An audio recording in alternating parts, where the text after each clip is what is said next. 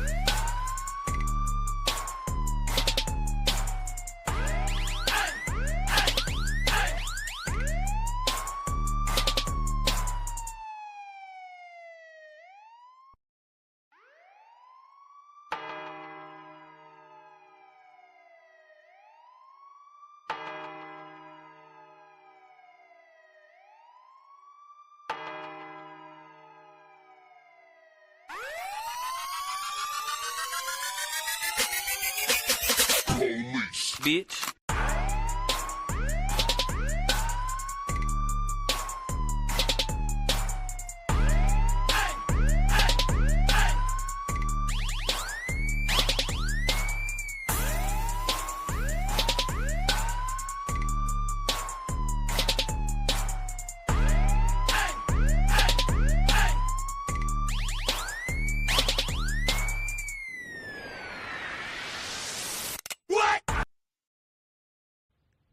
The views and opinions expressed in this program are those of the speakers and do not necessarily reflect the views or positions of any entities they represent. Before we get started, we'd like to take a moment of silence for all those lost in the line of duty.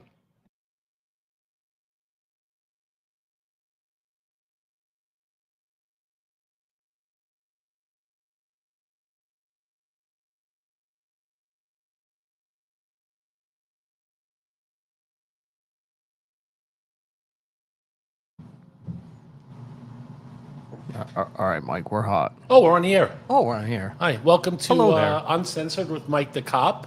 Today, my guest host or my co-host is Blue the Engineer. She's outside here. She's actually at the table with us today. Hey, guys. She's going to be engineering from the table, Mo. Oh, good. Well, if she's engineering from the table, who's running the booth? You are, Mo the Engineer. Until you have to get up to go get the Uber Eats. Oh, That's okay, coming. good. I got the Wingstop coming. Oh, today's show is sponsored by Wingstop. No, it's not. Today's show's sponsored by Calypso, Taste of the Islands, Southern Peach Lemonade. Because later on, I'm going to be doing a review. So you know how we had Trooper Dick Whiskey? Until you fired him. You fired him. He's fired now for the Zima incident. We all know about that. And if you don't know, watch one of our back shows. Ironically, Mo, the Calypso Taste of the Island Southern Peach Lemonade, which is a good mixer, we're going to try it later on with some Tito's, is manufactured by the King Juice Company. In Milwaukee. King Juice? King Juice Company in Milwaukee. King Juice Company. Juice. King Juice. I'm not wading into. No, I'm not getting involved. Spell that. Juice. Oh, okay. All right, Juice. Juice. Okay. Juice. Oh, I'm not getting involved in that controversy. Maybe we'll talk about that stuff later. But the ironic part of it is because also today is King's Day. I don't know. Did you know that today's King's Day? Is it? I thought it was no. No, last week was no King's Day. Last week was no King's Day. This is King. Oh, You know, I get so confused. Besides Blue the Engineer, we have King Lear. It's like King Deer. Well, his name is Dear John, but for the purposes of this show, this is King Lear, kind of like King Deer, but only different. You don't know who King Lear is. Do me a favor. If you feel like you're in danger, please just blink once. You can't see it though. How are you gonna know if she's blinking or not? I'm gonna have to jump up. So King Lear, Blue the Engineer. I'm Mike the Cop in the lovely downtown Phillipsburg, New Jersey, right? Lovely downtown. We are in downtown. You're a resident. Yeah, I'm a resident. This will be downtown. Phillipsburgian. I guess you can call me that. P-Bergian. Right. Yeah, I call you a lot of things, but for the purposes of this show, and we want to keep it clean, I'm going to call you Phillipsburgian.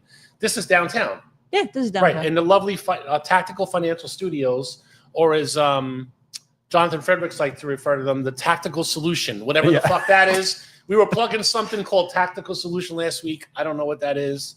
I am Mike the Cop, and I have crowned myself the king of all mediocre. Oh, I am the king of all mediocre. Hey. But I feel like it's rude of me to wear the crown. I mean, it's implied now. People know now I am the king of all mediocre. Mo, what are you the king of? Shit. You take a lot of those. You do take a lot of those poopies. What about you? What are you? You're a queen? The queen of dumbassery, please, probably. Oh, queen I could be a dumbass sometimes. A queen of what? Dumbassery. Dumbassery. All right. Yas Is it a queen. word? I'm not really sure if it's a word, but Yas queen. Is that we'll is that in Israel? Where is that? Dumbassery? No. Mo, It's just being a stop dumbass. trying to draw me in to the Israel-Iranian conflict. I'm not going to do it. Not yet. It's too soon.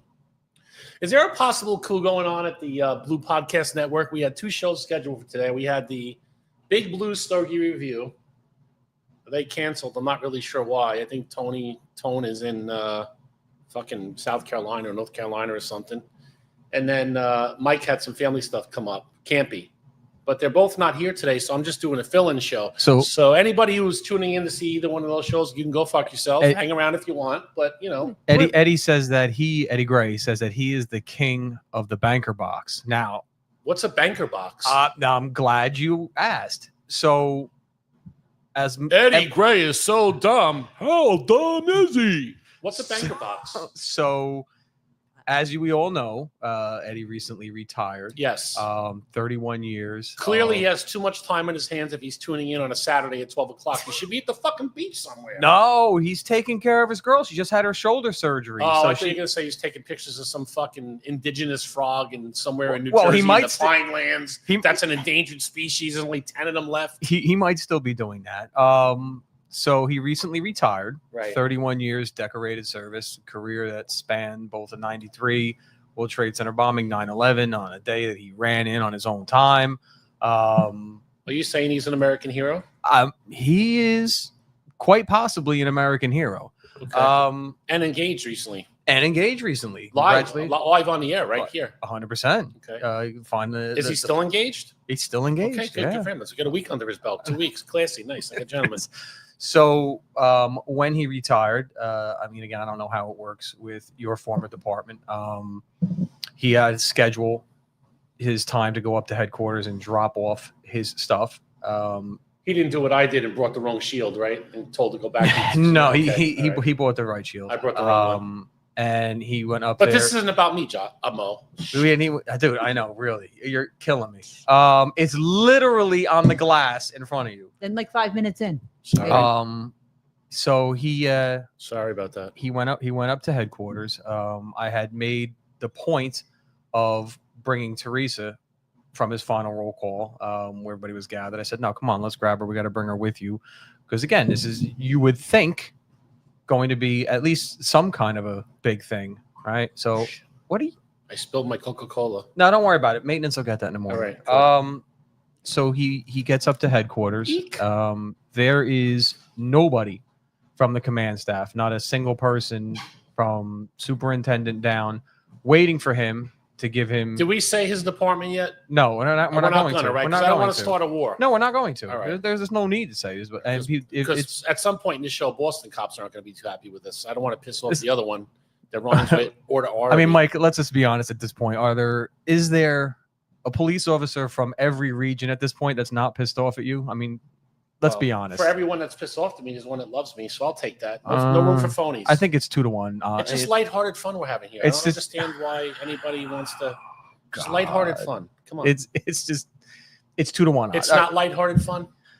Wait, 2-1? 2-1. Yes, 2 that hate you for everyone that likes you. I'll take that. Okay. All right. I don't care. I mean, that's still pretty popular. Yeah, that's good enough for me. All right. So he gets up to headquarters with all of the wares of his 31-year career literally in a cardboard banker's box, and he's met by 2 kids that are probably 25 years or younger, and there was no ceremony to it whatsoever. It was the coldest transfer of equipment. They literally went down a checklist. This. Is that because he's friends with you? I mean, if I want to be narcissistic and make everything about me, possibly. Well, we can always take him to my former department, like we did with the last guy from your department that wasn't honored, and we can take him to my former department, and they can meet the president of that union and be honored in a way. I mean, I could do that. We can set that up. You're not getting any argument here from me. Maybe. Let's see. Maybe we get involved with that. It was visibly awkward. It was cold. Like I said, they just went down a checklist. These kids maybe were on the job, or maybe were alive rather when Eddie started on a job. Most likely were not. And it was like, here, stand here, snap your retirement photo. Here's your new retirement ID, retirement shield. Good luck. Goodbye. No, so there's no like Michael Jordan crying meme. No, getting acknowledged in any way, shape, or form. No, and honestly, it was probably the opposite of that, and actually he was angry, and I could see it. He was angry. I was embarrassed for him because again, he brought his girl up there.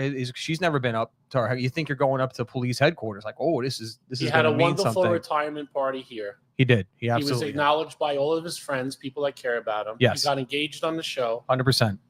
I don't know. I'm not going to get into finances. The guy's fucking loaded. He's got a fucking great pension, I'm sure. Right? Yeah. I mean, rear view, man. Rear view. He's doing all right. Rear view, I would say. Eddie, rear view, man. Fuck him. Yeah. I mean, but it's going to bother him forever. You know when you pull a car off the lot, when you buy a brand new car, and the minute you pull it off the lot, it loses thousands and dollars of worth? Oh, yeah, absolutely. Okay. It's the same thing when you retire from the police department.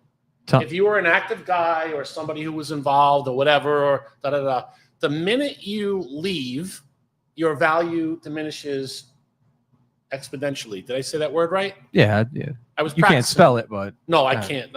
MENTROIS. Spell menage a trois. So he's bothering me every day. He wants a show. Yeah. Don't let me get distracted. I'm going to try to stay before on you keep course going, today. before he come though, Tommy Werther comments says Pat O'Sullivan, 40 years on the job, PBA board member. He didn't even get a plaque from the union when he retired. So apparently Tommy's just trying to say this is not an uncommon thing. And I actually had spoken to somebody from another neighboring department who confirmed that when some of his members had retired when he was there, they gave him a pin. And it was just kind of like a throwaway pin that just had a 9/11 thing on it. Like, here, give them this pin. Like, it's so fucking embarrassing. Again, in this, not to get off on a rant, I got my own rant. No, every first of the month I have a tax-free pension that comes and gets deposited by the pension fairy. Keep your fucking watches, keep your pins, keep whatever the fuck I don't care. I have my pension. I have friendships, long-lasting friendships from that time period. Again, we established that you have no friends. Connections. I have like 7, bro. You have none. 6 after I tell the Boston story. All right. Well, I'm not going to tell it. I'll let Blue tell it. It'll no longer be a 2-1. That's a new segment. It'll be 2 to 0.7. It's so frustrating because there's so much outside influence, so much stuff that impacts our profession that we have no control over, right? You would think that the things we have control over, we would just be knocking it out of the park, and we don't. And it's only going to get worse. Like the guys that are in now are, you know, as supervisors, guys making policy, they're essentially my generation, which, you know, I notoriously say ruined law enforcement. We at least ruined the fraternity. And it's only going to get worse. The kids coming behind us who are now going to be leapfrogging us at some point, and we'll be saluting probably in a year. They're being born into a bail reform style law you're enforcement. done in 2 years. What the fuck do you care? It's over, Mo. You should be on cruise control right now. Yeah, no, I know. It still doesn't. I'm not saying it doesn't frustrate me. I didn't have this on my list of things I wanted to talk about today, and for my impromptu Uncensored with Mike the Cop show, because, you know, I had to fill in because the show must go on. Tommy says, "What else do you get once a month, and does it last 7 days?" I used to. I don't identify anymore that way, so I don't have that anymore. He's in menopause, so it's all good. Yeah, I'm in menopause. Men. A pause. Men. Yeah, all my fucking limbs are pausing. My fucking organs are pausing. Sometimes my heart pauses. Once in a while. Yeah, that's happened. I put vodka in here in case I don't say your name right. Oh, okay. Some Tito's. Well, what do you want? A cookie? Might taste a little weird with. Let me check. I hate to be unprofessional, but I mean. Go ahead. Hold on. You do what you got to do there. No, because.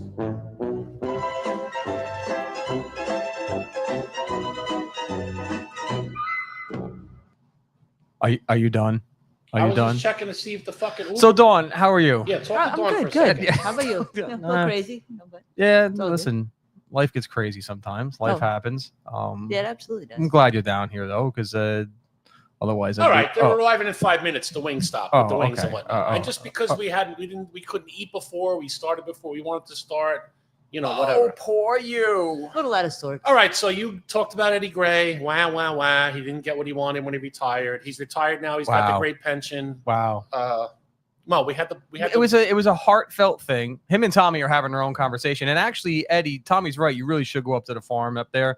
I don't know what lots of animal pics are. I don't know what kind of animals Tommy's got. Farm like Moo Moo Farm, or farm like you're drinking too much. You need a month to, you know, get. I believe it's the Moo Moo Farm. Oh, because I like the other farm for Tommy better than the other farm. The Blues Farm and the Weed Farm. No. The only farm Tommy needs to go to now is the one that treats AIDS.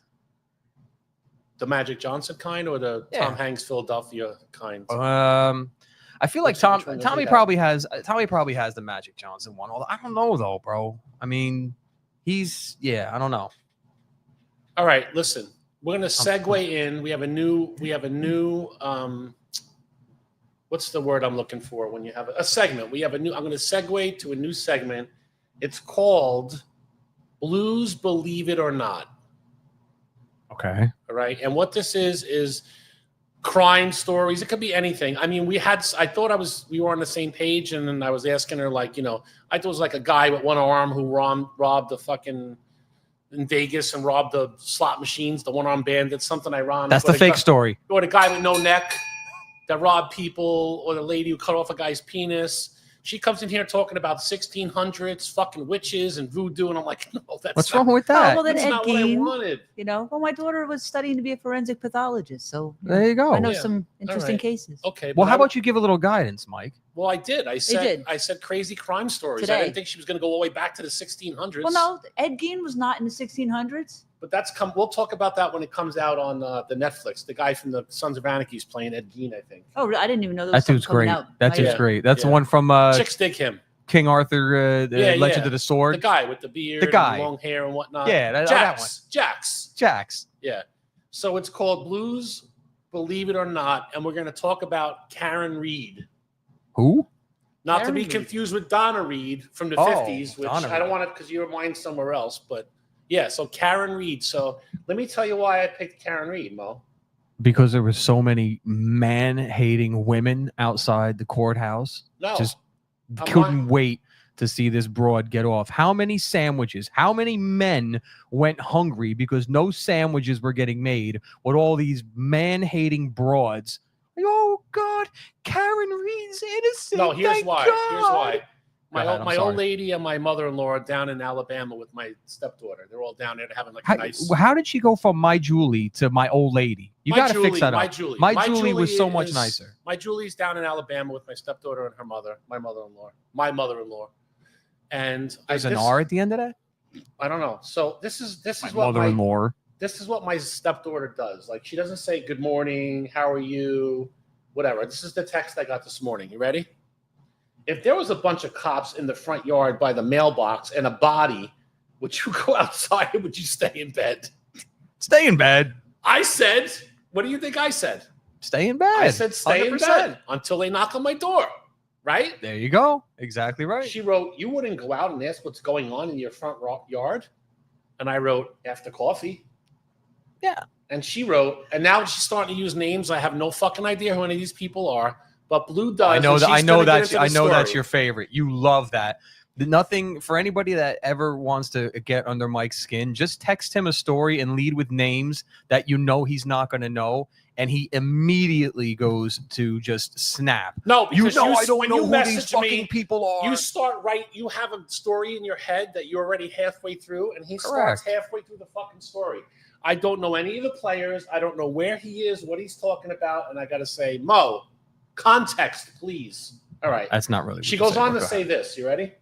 She goes on to say, Brian Albert, I guess he's one of the cops, I don't know, told ABC News he didn't go outside because he's a Boston cop, not a Canton cop. When they found his friend's body in his yard, he's making this case worse. I said, if I was active, it would be different. He said, that would be like you saying, well, I don't go outside because I'm NYPD and not a PA state trooper. I said, I'm 59 years old and I live in PA. I'm not going outside. And then she said, but I always hear about off-duty cops stepping in. And I wrote, I know they would come to my door and ask, so why would I go outside? And he said, he's saying, well, I work in a town over, so I don't care what was happening in his own yard. And she wrote, he's guilty. Wouldn't you think that's suspicious? So it got me interested because I hear everybody talking about this and people yelling and holding signs and all this nonsense, and I just never got into it. So I'm going to let Blue before you do that, Annie Oakley just messaged. She goes, Mike, Ice just got in the car taking him for his birthday lunch. He is 27 tomorrow. Let me know when you can give him a birthday shout out, and I'll turn up the volume. Okay, we're going to give Matty Ice a birthday shout out in right now. Let's tell her to turn up the volume right now. All right, hold on. Let's say here. Who the hell's running this booth? What the heck? They're 2 minutes away, or Uber Eats, so you're going to have to go down and get the food. Wait, who the hell's running the booth if I got to go down and get the food? This is an experiment to see if we even really need you. I mean, right? that's a really shitty thing to say. Matty Ice. Matty Ice, are you listening, Matty Ice? No, it's early birthday because his birthday's tomorrow, but happy birthday to Matty Ice. Happy birthday. He's an honorary member of Brothers Before Others. He's a cool dude in a loose mood. We love him here. Sup, bro? There it is. Happy birthday, Matty Ice. We have to get him to this. I hope he's coming to our 10-year anniversary party, Matty Ice. Oh, yes. I hope he's coming to that. I'd like to see him. I haven't seen him in a while. He's one of the coolest people I know. This thing keeps updating, 12:42, 12:43. I just want my wings, Mo. We can't even eat them until after we take a break. Oh, I know. So, and they're going to sit there and the smell is going to make your fatness activate. Do her first ever Blues Believe It or Not, because this story, Mo, is out of control. We know she got convicted, right? The first time for killing the cop? Yeah. No, I thought it was a hung jury the first time, wasn't it? Hold on. I honestly don't know anything about the case, so I just started looking at something 5 minutes So you ago. just figured out a yes, no, out of yes. So you figured you had three answers possibly: yes, no, or I don't know. Oh, I wish she had a second trial. Yes, that she was, and then this guy is always outside. I wish we can get a camera on him all the time when I'm doing shows. Well, listen, I think he needs a burger, to be honest. I don't know who that is, that dude, but he's a little scary looking. He looks like he could be a serial killer. Yeah, he's like a lot skinnier than I am. I mean, listen, if Tony wants to get some of those Fox News cameras that he wants to donate to us, I mean, we can put this one on this guy. Right. Okay. Maybe we can just keep the camera out there. You don't actually just open the window. Tell him to go downstairs and get the wings for us. All right. Well, it says they're arriving by 12. I don't know. He they're looks a minute like he's away. hungry. So why don't we do this? While Blue is telling the story from her Blues Believe It or Not, why don't you just head on down real quick and grab our food? I mean, I could do it if you want. I'll leave. If you're going to keep it on blue, I'll go get the food. Yeah, I'll keep it on blue. No, but then the two of you. Yeah, I was gonna say the two of us have to, because you know more about this case than I do. So I know talking zero about this case. I'm honestly, like I said, I just heard about it. I thought you did the research. Well, I'm trying in like 5 minutes, but you also All right, gave me pictures to upload. So apparently to Karen, her name is Karen. Her name is right? Karen. You know, I mean, go figure. She got framed because she didn't get convicted now. She only got convicted of a DUI, right? Yeah, she claimed she was framed by law enforcement. But wasn't there? I read something about like there wasn't any indication that there was the accident on the scene, and they did the initial crime scene. They didn't find anything, and then later on they found sprinkled pieces of the. Got to sprinkle some crack on it. No, not crack. Sorry. Taillight light stuff. Yeah, she had a busted taillight, and it was going in reverse at like 24 miles an hour. I think they said. So she did run him over, right? Apparently not. Or we don't even know that. She was just DWI and that's it. The next offense, I guess, in the second trial, she was trying to say there was a dog bite and fell. He got his head injury from falling. Oh, that's one of the things I'm reading in here. So I don't know. But there seems to be like a lot of uproar about. There's no uproar. I told you, it's just these angry man-hating broads. I'm telling you. And the Brian Albert you were talking about, I guess he said he would have taken a bullet for John O'Keefe, but not get up out of his bed to go see if he was okay on his front lawn. Allegedly. I don't know. I don't know. I'm not sure. All these stories that I'm finding, they're all like you have to piece it all together. Like nobody seems to have all the information in one news article. All right. So this would have been the purpose of research, Dawn. I'm just saying. Well, I mean, if I'd known a couple minutes earlier and not gotten a bunch of pictures. If anybody's watching and wants to go downstairs and get our wings, no, please. If they know more about it, they can call it. They can write it in the Facebook thing. 100%. You know who I guarantee knows a lot about this because he's just a. You know who knows a lot about this? Tommy Werther. Tommy, call in here and give us the scoop on Karen Reed, please. All right, the food's here. The food's here. All right. Yeah. Well, I'll go down and get it then. All right. Tommy, you call in like 2 minutes and tell us about Karen Reed. Yeah, or I'll call you, Tommy. One or the other. We'll figure this out. Hold on. Now you have nobody in the booth. Experiment time. See if you even need me. Okay, we'll see. Yeah, as long as Tommy waits play one to sound call. effect before you leave in case you trip down the stairs and fall. And you don't, all right. Or don't play the derpy derp. I was going to say maybe he falls and then he don't come back. Then we don't, Then we play the derpy derp song.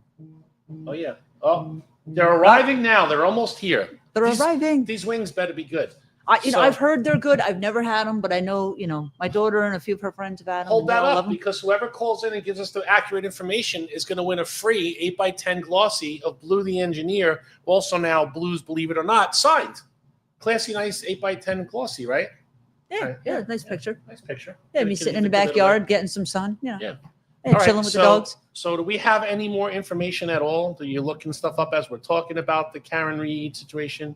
Yeah, I'm trying to as we're talking here. Maybe do this. So we know that she's not guilty, or at least she was found not guilty of those. Not guilty in the second trial. Is there now investigations going on into the acts of the law enforcement? Like, because if she was found not guilty, but they had all this other evidence, and that evidence was found to be not true or whatever. I'm not going to say planted because I don't know. Are those cops being looked at now? That I'm going to look up right now because that in the articles I had nothing about that. Just as she. But that's got the oil. We don't want to get the oil on the table and whatnot. You know what I mean? Maybe because maybe we put it over there. It smells really good though.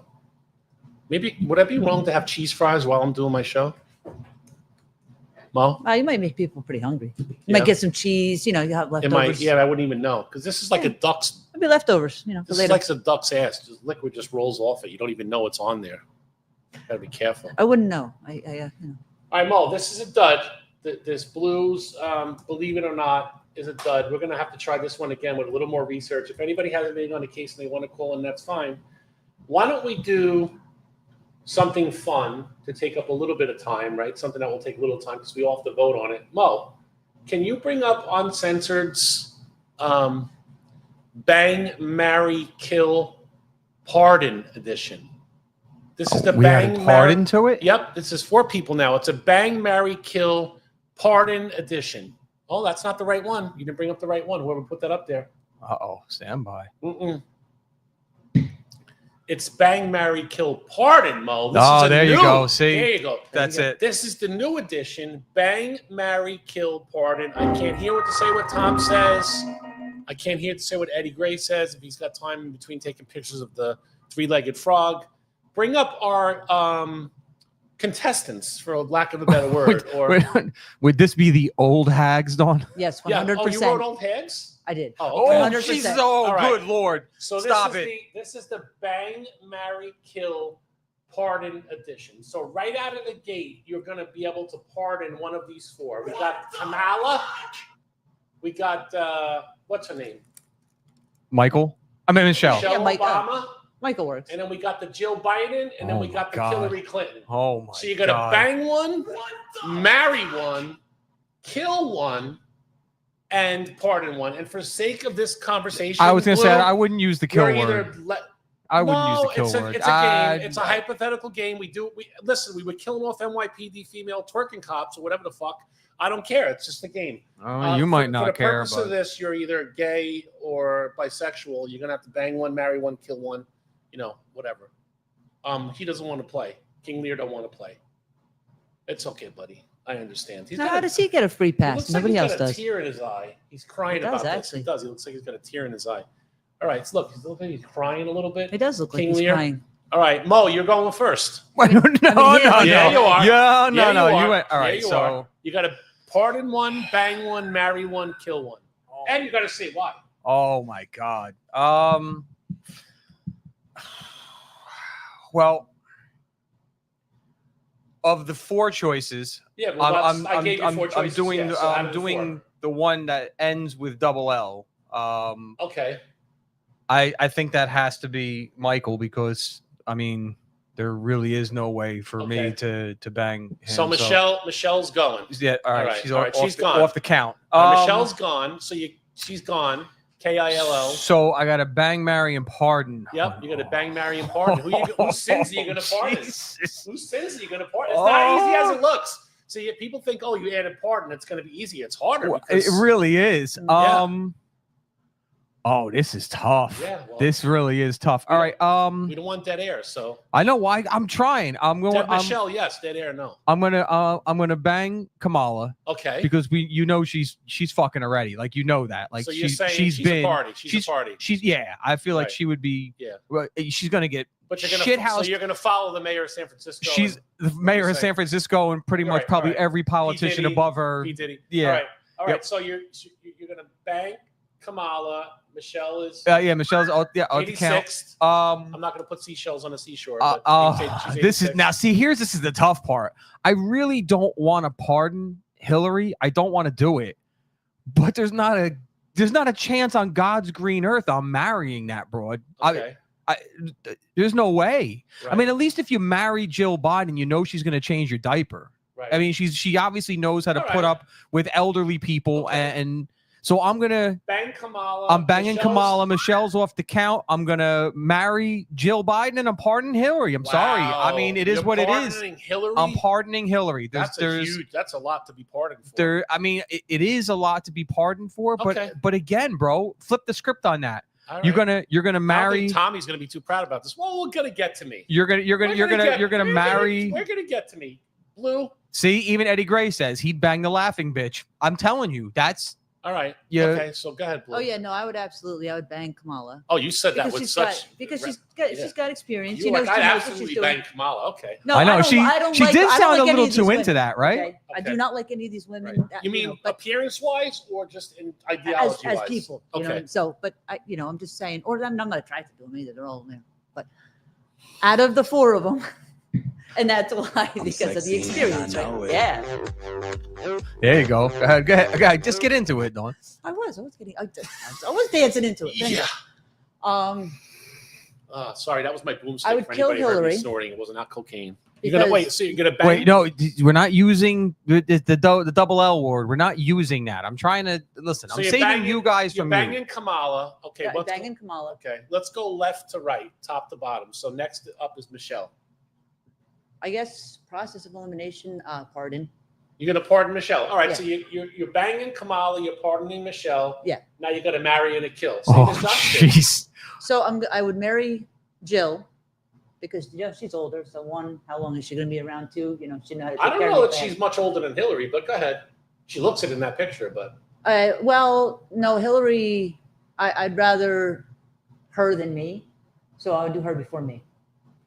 Wait. We I don't can't know. use the Wait, word. wait, You said wait. you didn't want to Oh, use the sorry. word. Oh, I see. I got it. So Yeah. you're banging, pardoning. So going banging, pardoning, marrying, and sending to another planet. Right. So Hillary's going to get 86. Right. All right. Because Got it. I mean, you know, Got it. I'd rather her than me.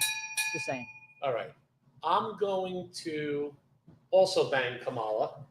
Dude, Kamala's just getting it. We're about to have a Getting foursome. it. We're gonna have a I'm foursome. gonna pardon Jill because I feel like she's the lesser of all four evils, right? I'm gonna pardon Jill.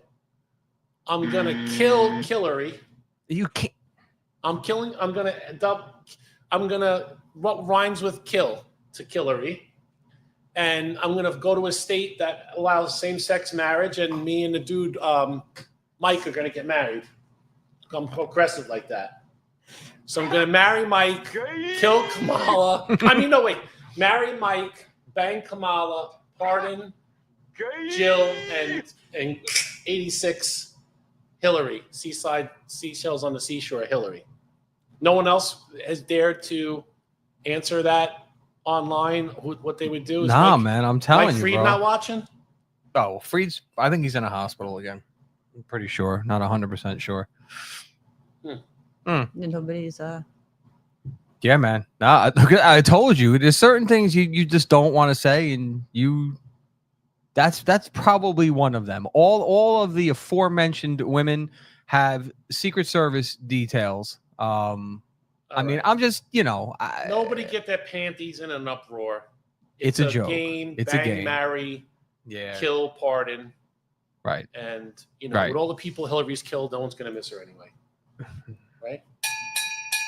I'm not wrong. You're not wrong. I'm not wrong. I mean, and, All right. What are we moving on to now, Mo? What do we got next? I don't know. What do you have written down in front of you? Well, I know what I have, but you didn't want to Brain do this, damage. But why don't we play? Because who knows when the unknown detective is going to make it back here. Ever. He's Ever. on some sort of like hiatus. I don't even know where he is this week, but he was nice enough. I think he's down the shore. yeah. I And think he it was was the short. nice enough to send in an unhinged with the unknown detective. And usually what happens when I say that, there's like a picture up there of unhinged with the unknown. That would come first. Well, and there's then a after video. that- The video has the Oh, it unhinged. does? Yeah, Okay. I All right. So added you all got that right. Yeah. All right. I So got why all don't that right. Why don't we watch the unhinged with the unknown video? I just need more than 5 minutes to gather up information on a case. Right. Okay. Fine. Let's watch Unhinged. I'm rocking back and forth like Ray Charles. Especially- I know, really. Let's I watch- was going to ask what the hell's going on with Let's you, but watch Unhinged with the unknown. all right, coming up. Look at this. See, now how would you do this without me? And I don't know what he's unhinged about this week. I haven't even seen the video. But some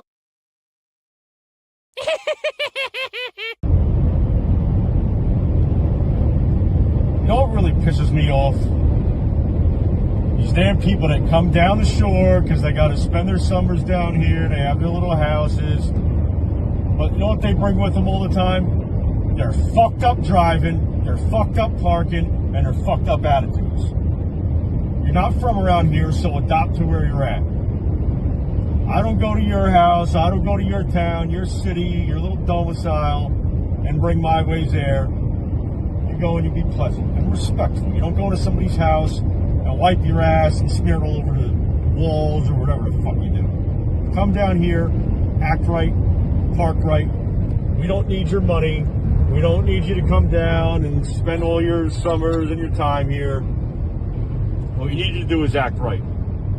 Teach your kids manners, say please and thank you. That's how we do it in the South. And for those of you that like to park fucked up, I got something for you. I got about 5,000 of these. So expect them all summer long. All your New York, Connecticut, North Jersey, Pennsylvania drivers that come here and want to take up 2 spots, block people's driveways. I got something for you. Keep on coming down. You come down here, respect the area, respect the people, the residents, or stay the fuck home. Unknown out.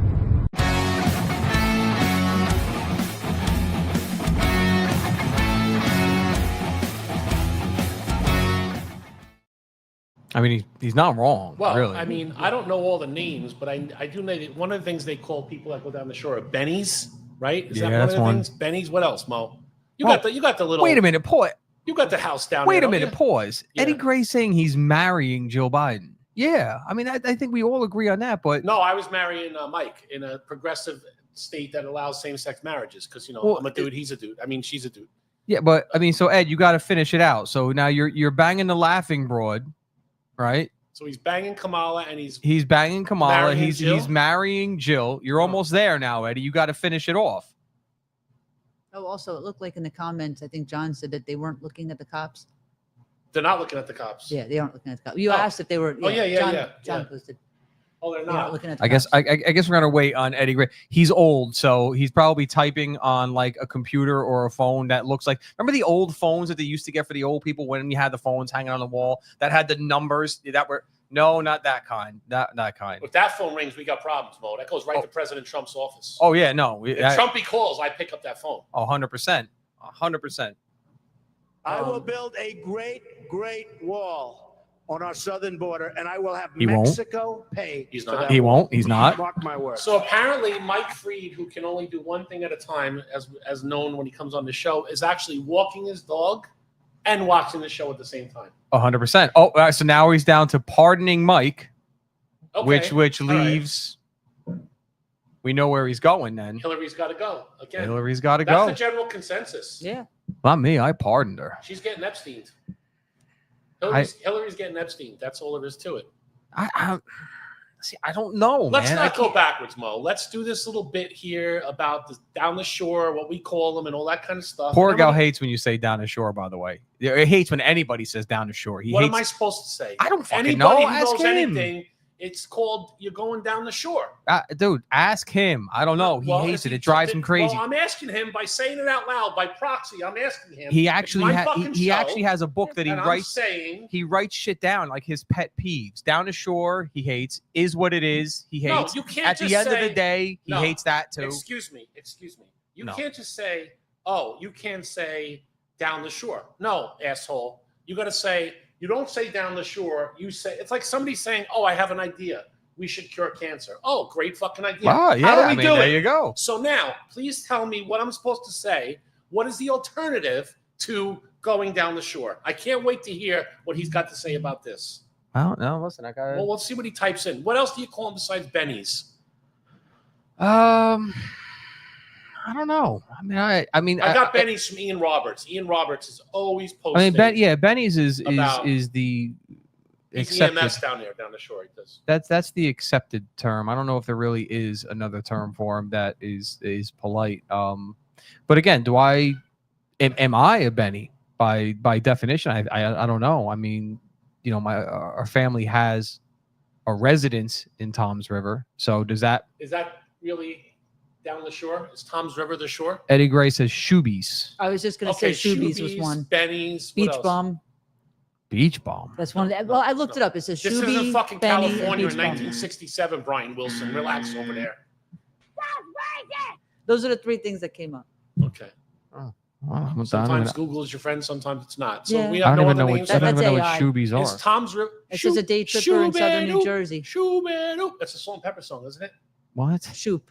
This is Shoop with a B. Oh, Is that spelled with Jews?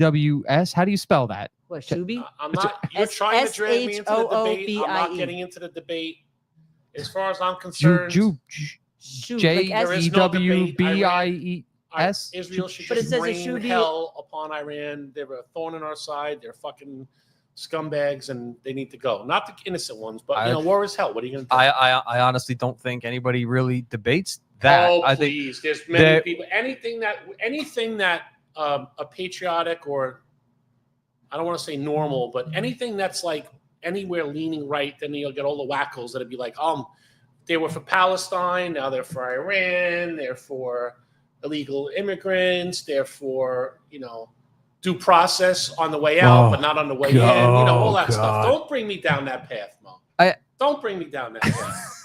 All I'm thinking about is my hot honey barbecue wings, and she's thinking about her. Which one did you I get? get garlic parmesan. I She usually got the get garlic hot, but parmesan. I got the cheese fries going on. Let's do this, please. Let's do this. Let's not go down that road. Let's have our break. And obviously we're a commercially, we're not having commercials. Thanks to our sponsor, Calypso, Taste of the Islands, Southern Peach Lemonade. We're going without commercial interruption, but that doesn't mean we're not going to take a little 5, 7, 8-minute break between. And when we come back, we have our guest, J.L. Hoffman. He wrote this book right here. He's also on Facebook, does a lot of critiques of a lot of shootings. You know what? Maybe we can ask him about the case in Boston. He's more into maybe J.L. Hoffman can do the research that Dawn was supposed to do. He's more into like the shootings and breaks it down and all that stuff. And we'll talk about that too. I know. I'm kidding, Dawn. I'm 100%. I'm not. It is you shit the bed. Mike is a scumbag. All right, we all know this. No commercials, because Calypso got that covered, right? Out of the King Juice Company in Milwaukee, Wisconsin. Okay, King what? J-E-W. Spell that. I can't. J-U Ice Juice. Juice. Yeah, we're gonna review this we're gonna review the Calypso Taste of the Islands as a mixer after the break on the other side of maybe we'll ask J.L. Hoffman who he bang, marry, kill, and pardon. I mean, if you don't start with that, I mean, he's writing all sorts of stuff on Facebook and giving reviews. And he's an active cop. I'm not gonna say where. Let's see what he wants to reveal and not reveal. Okay, but he's gonna be on camera unless he's wearing a mask like Unknown did. Fair. Or whatever the fuck he was wearing. All right, so you want to? If he was in California, that could be against the law soon. You want a law enforcement officer wearing a mask could be against the law. Funny. You should bring that up. Break time, boys. Okay, break time. All right. Break time.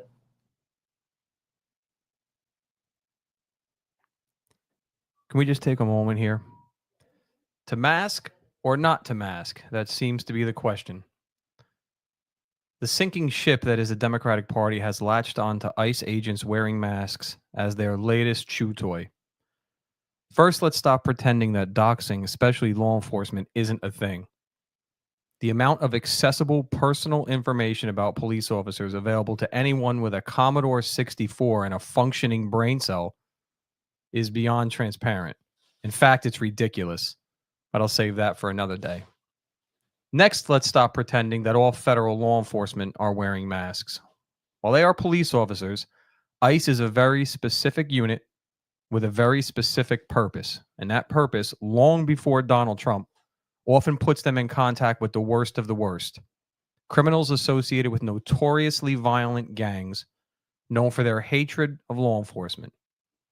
Units of their kind, even local gang units, have been known to wear masks since masks were a thing. This both protects them from doxing and, more importantly, allows them to operate unmasked around their targets as they do recon without being recognized from previous raids. The gaslighting of law enforcement is getting old. There is no hiding going on, and there certainly isn't any hidden agenda being played out.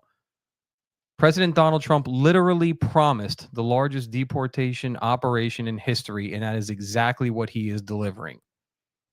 And to see the childish and petty actions of elected officials who are supposed to have our country's best interest in mind, is nauseating yet not shocking. The Democrats have no platform other than never Trump. That's literally at the core of everything they talk about. And they double down on their insanity at every turn. You see this played out in their staged publicity stunts as they demand access to ICE detention facilities. As someone who has worked in a state prison, let's clear this up while we're here. Do members of Congress have the right, if not the obligation, to inspect ICE facilities? Yes, absolutely. Are members of Congress required to prearrange their visits? No, we all agree.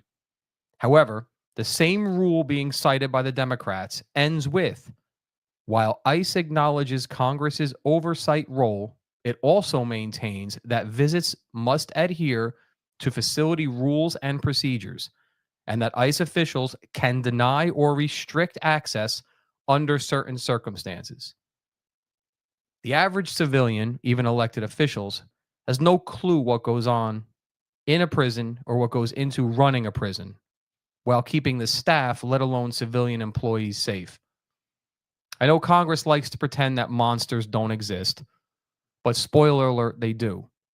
The kind of monsters that will slice your face open with the lid of a tuna can that they turned into a blade and not think twice about it.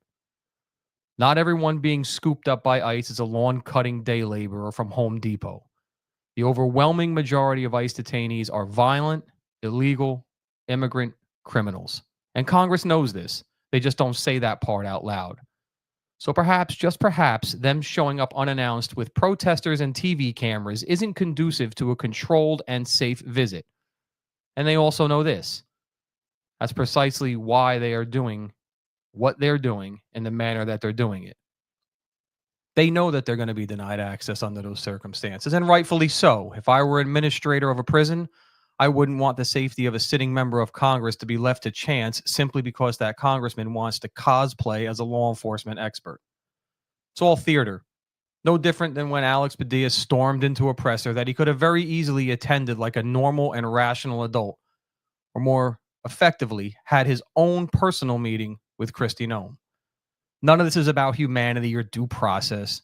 This is all campaign fundraising, and it's harvesting campaign photo and video material. The Democrats are purposely putting themselves and others in harm's way with the sole mission of being caught on camera getting detained or arrested. It's childish and it's negligent. You do not have a lawful right to obstruct law enforcement in the performance of their duty. So you don't want ICE agents to wear masks? Fine. I'll meet you in the middle. I'll support ICE agents not wearing masks when you support rioters, protesters, not wearing them either. Let's all operate in the daylight. Because if you can't agree on that, then your outrage is selective and it's biased. New rule. Unless you're immunocompromised or sick, you cannot wear a mask. And if you are wearing a mask while driving in your own car by yourself, straight to the insane asylum. Well, what do I know?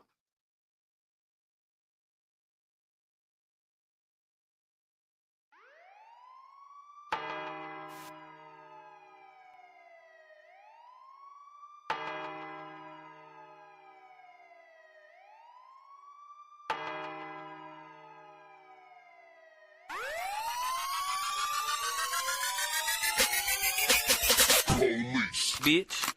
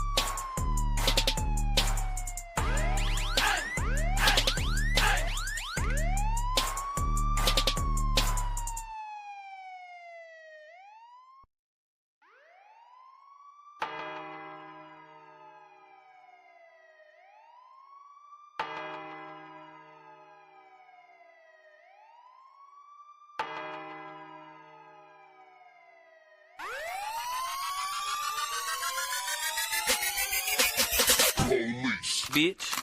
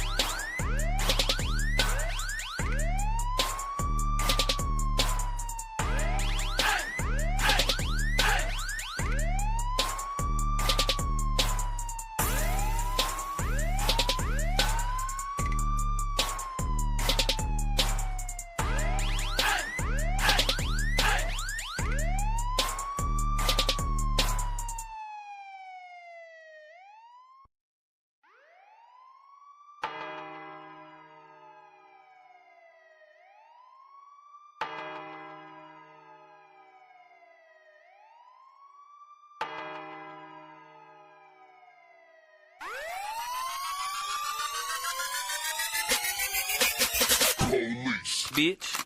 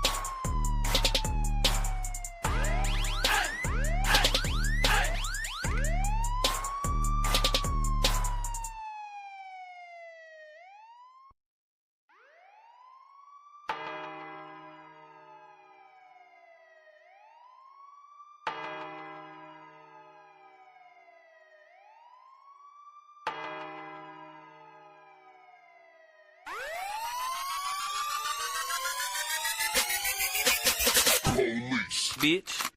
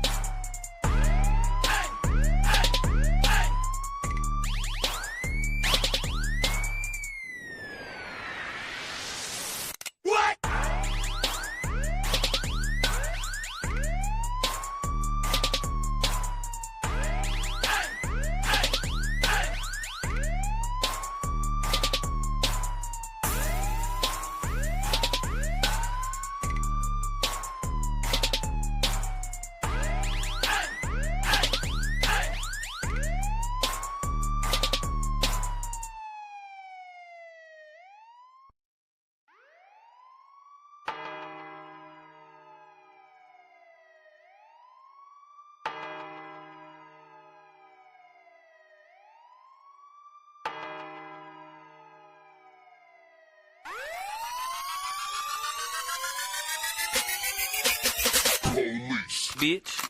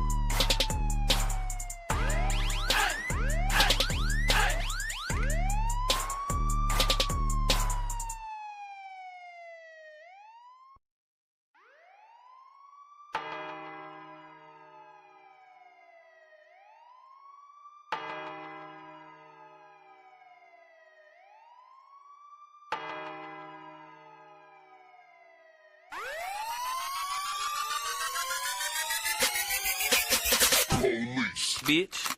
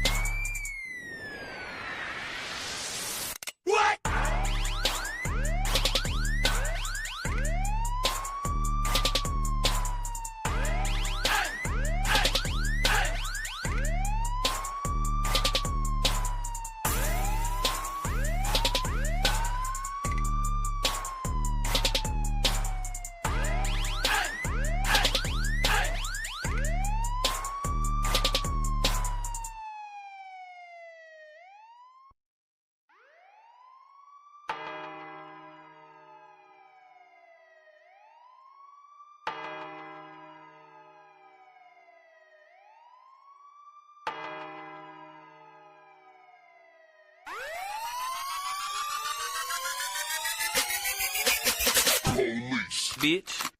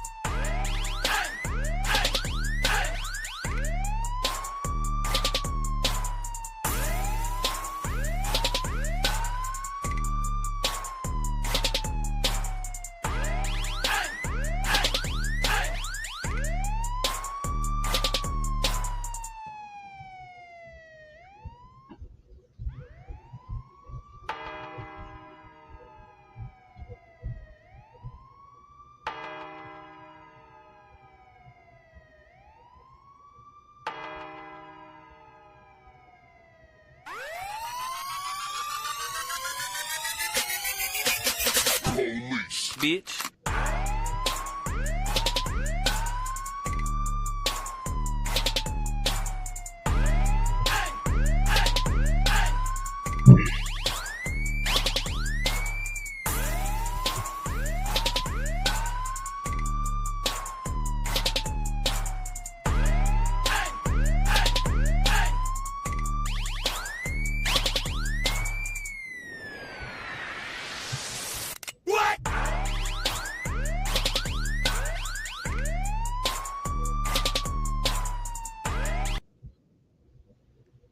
The views and opinions expressed in this program are those of the speakers and do not necessarily reflect the views or positions of any entities they represent. If you cough over the disclaimer, Mike, it kind of ruins the whole purpose of the disclaimer. You understand? We don't have the cough button? No, we do not. With all the money that we spent on all these things in here, we don't have a cough button? I guess we got to work on that. Well, we do have a working Zoom system, video system, right? We have a guest that's coming on now via video. Yes, sir. All right. Bring him on. He's up. Oh, there he is. JL, is your name on your shirt? Well, what I did was I actually got a airbrush shirt. That's a yes or no. That's how we're starting now. We're gonna set the We're gonna set this up for you right. So your name is on your is what you're saying. So you're the guy who goes to like a Creed. If you go to a Creed concert, do you wear a Creed shirt to the Creed concert?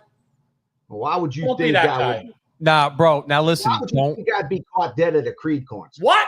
Oh man. What? Man. If it's not Creed, Slayer or Anthrax, man. Fucking second row. See, I just saw Creed December 2nd. Bro, don't let him give you shit about having your name on the shirt, just in case anybody forgot. You can purchase your own Uncensored with the real Mike the Cop shirt. There you go, bro. You see that? Look at you staring at me. Uncensored with MikeTheCop.com. I am on a shirt. I do have my own shirt. All right, so say you're sorry. Well, what kind of way is that to treat a guest anyway? I don't wear the shirt though. Notice I didn't say anything about the deer. No. Yeah, please address King Lear with all reverence that he deserves. This is King Dear Lear John King. What do we call him? King Dear John Lear. His last name is Lear. We didn't divulge that. So for short, King Lear. Okay. The deer. The deer. King Lear the deer. Yeah, because you got me on the show. I'll call him whatever you want me to call him. Mike. Call him Bob. Steve. Steve. Call him Steve. So before we get into your book right here, which I have not had the time to read this, but we already missed you coming on one time, and I didn't want to delay it anymore, and you were nice enough to. I hope everything's okay at home. Yeah, I'm okay. I'm all right. I pissed out a stone, and I'm taking care of my dad. And let me ask you this question. Ask you this question. How would you react to this? Ready? We're going to get to you, but this is about me for a minute. I'm sitting on the couch, right? Blue. I'm sitting on the couch. My dad's living with me right now until I get him back up enough healthy to go back home. I'm also renovating his house because he can't do two-story living. He's got to be on the first floor. That's the recap. Okay. We're watching The Irishman, right? And every time Robert De Niro comes on the screen, my dad's 82, he says something like, fuck that guy. Hope he gets fucking whacked, all this shit, right? All right. So then we're just sitting there, and he just told me this. He's telling me this really long-winded story. It's probably where I got it from. I just took the But words no, out of my mouth. He's not getting to the point. And I'm like, Mo. I call my dad Mo. He calls me Mo. I call everybody Mo. He goes, Mo. Except for me, when you're supposed to call me Mo, you actually give my real name. But then I drink. Yeah. I drink point. if I don't. So I go, Mo, can you bring it home? Get to the point. And he goes, what? You got somewhere to go? Because it's just me and him. My Julie's away. It's me and him in the house with the cats and the dog.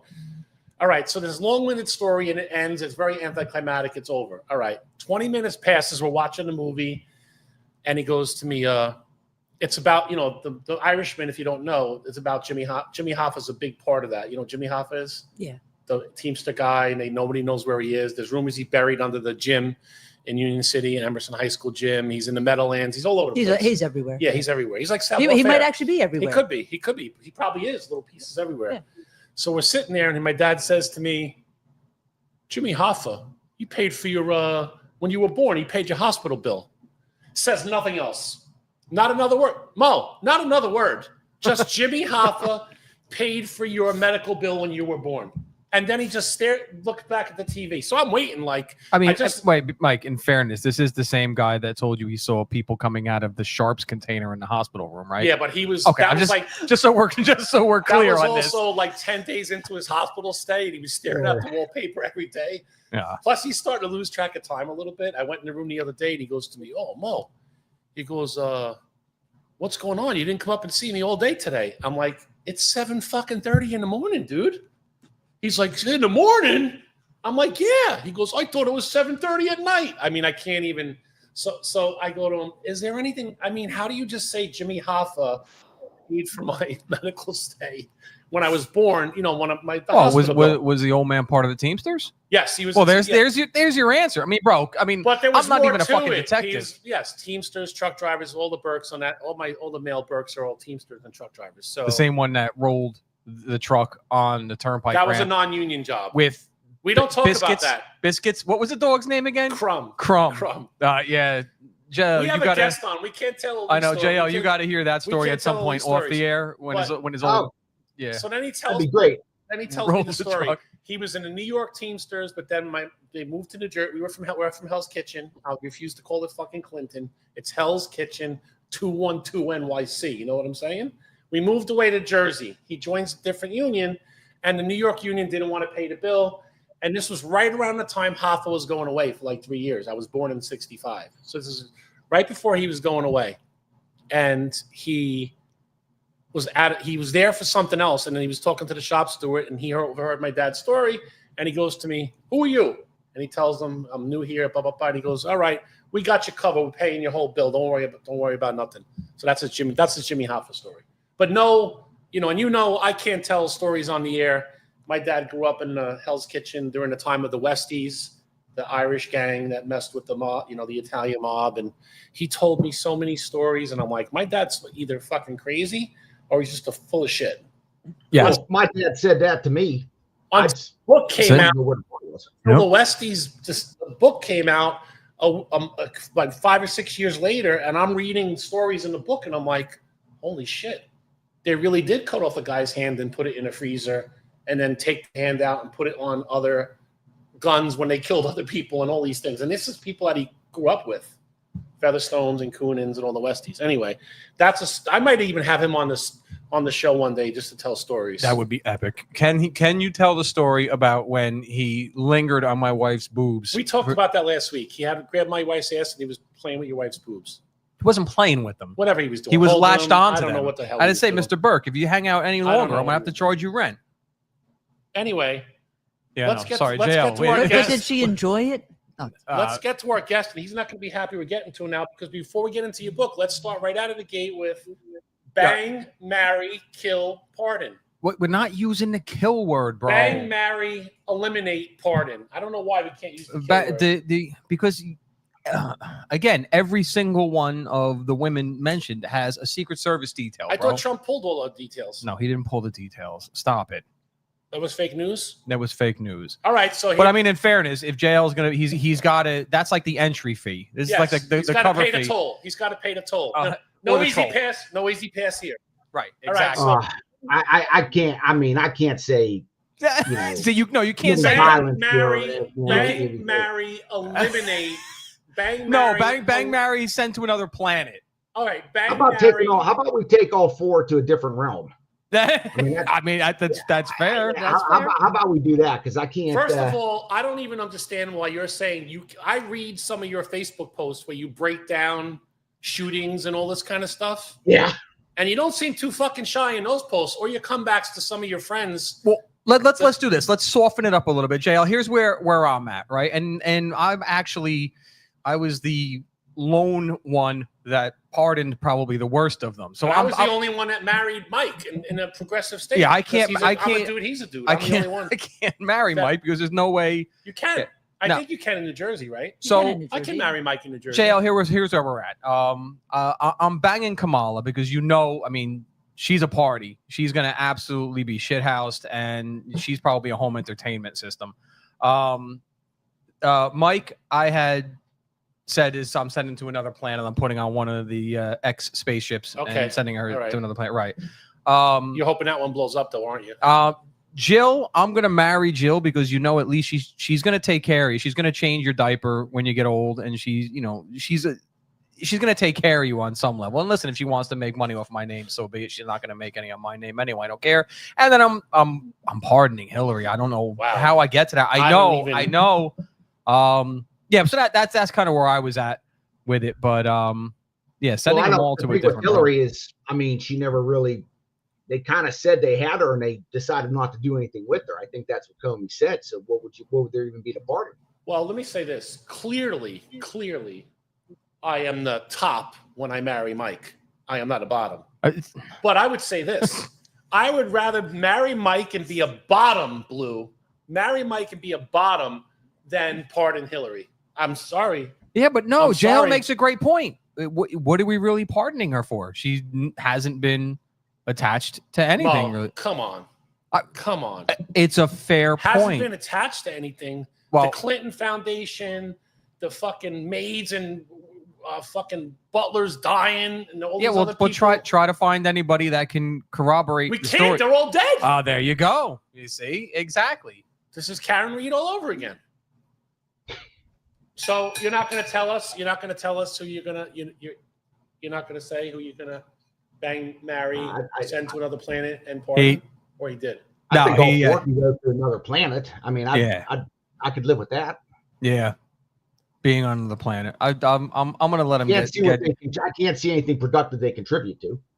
I'm going to let him get that off. I'm going to let him get that off. Fine. But now, what does he know about Karen Reed? All right. Do you know? All right. Let me ask you this question. I always say that before I ask a question. You do. Do you know about the Karen Reed, that whole thing? You've been following that?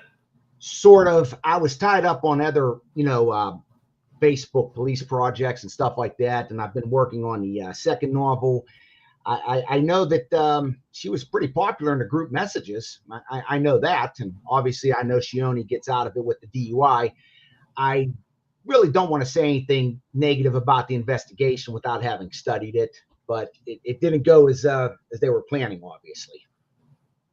There was a lot of controversies. They were saying that something was planted, something about the tail lights, or I don't know. I haven't really watched it. I'm only talking about it today because my stepdaughter messaged me and woke me up at 8:00 this morning, asking me if I'd leave my house and go out to the front lawn if there was a body there. I'm like, that's a nice. There's a coworker. Yeah, I have a coworker who followed it every day of it, and he was just so focused on it, hyper focused on it. He could tell you just about everything about the case. It was one of those things. I don't know why, and you're right. I write about this stuff all the time, but it just didn't, for some reason, didn't interest me. Right. And maybe it should have. Maybe I'm going to get into it, eventually. I'm trying to spend a couple hours a day working on the second novel. That's the second time you mentioned the second novel, Mo. He's got an agenda. Links already up, bro. Well, it's got to stay on purpose, bro. It's just 100%. Stay on point because I want to have it done by the end of summer. It's a follow up to Lima 36, actually. All right, so tell us. Here it is, the book right here. I have the book on my. I have it on the desk on the table here. J.L. Hoffman, Lima 36, a John McIndale novel. Is that why is it? Who's John McIndale? He is the protagonist. He is the main character. Okay, we don't use a lot of big words on this. Can you tell us, Mo, what protagonist means? He doesn't know. Yeah, I scored 8.9 on my SATs, bro. You got to go real slow with me. Okay, so it's the main character.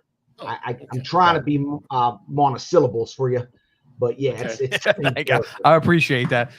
All right, so tell us about, because I didn't get a chance to read it. I am going to read it. It's takes in the place of a small town, Logan, Pennsylvania. So I like that's the Pennsylvania thing for me because I'm a Pennsylvania resident now. So tell us about the main protagonist and the novel.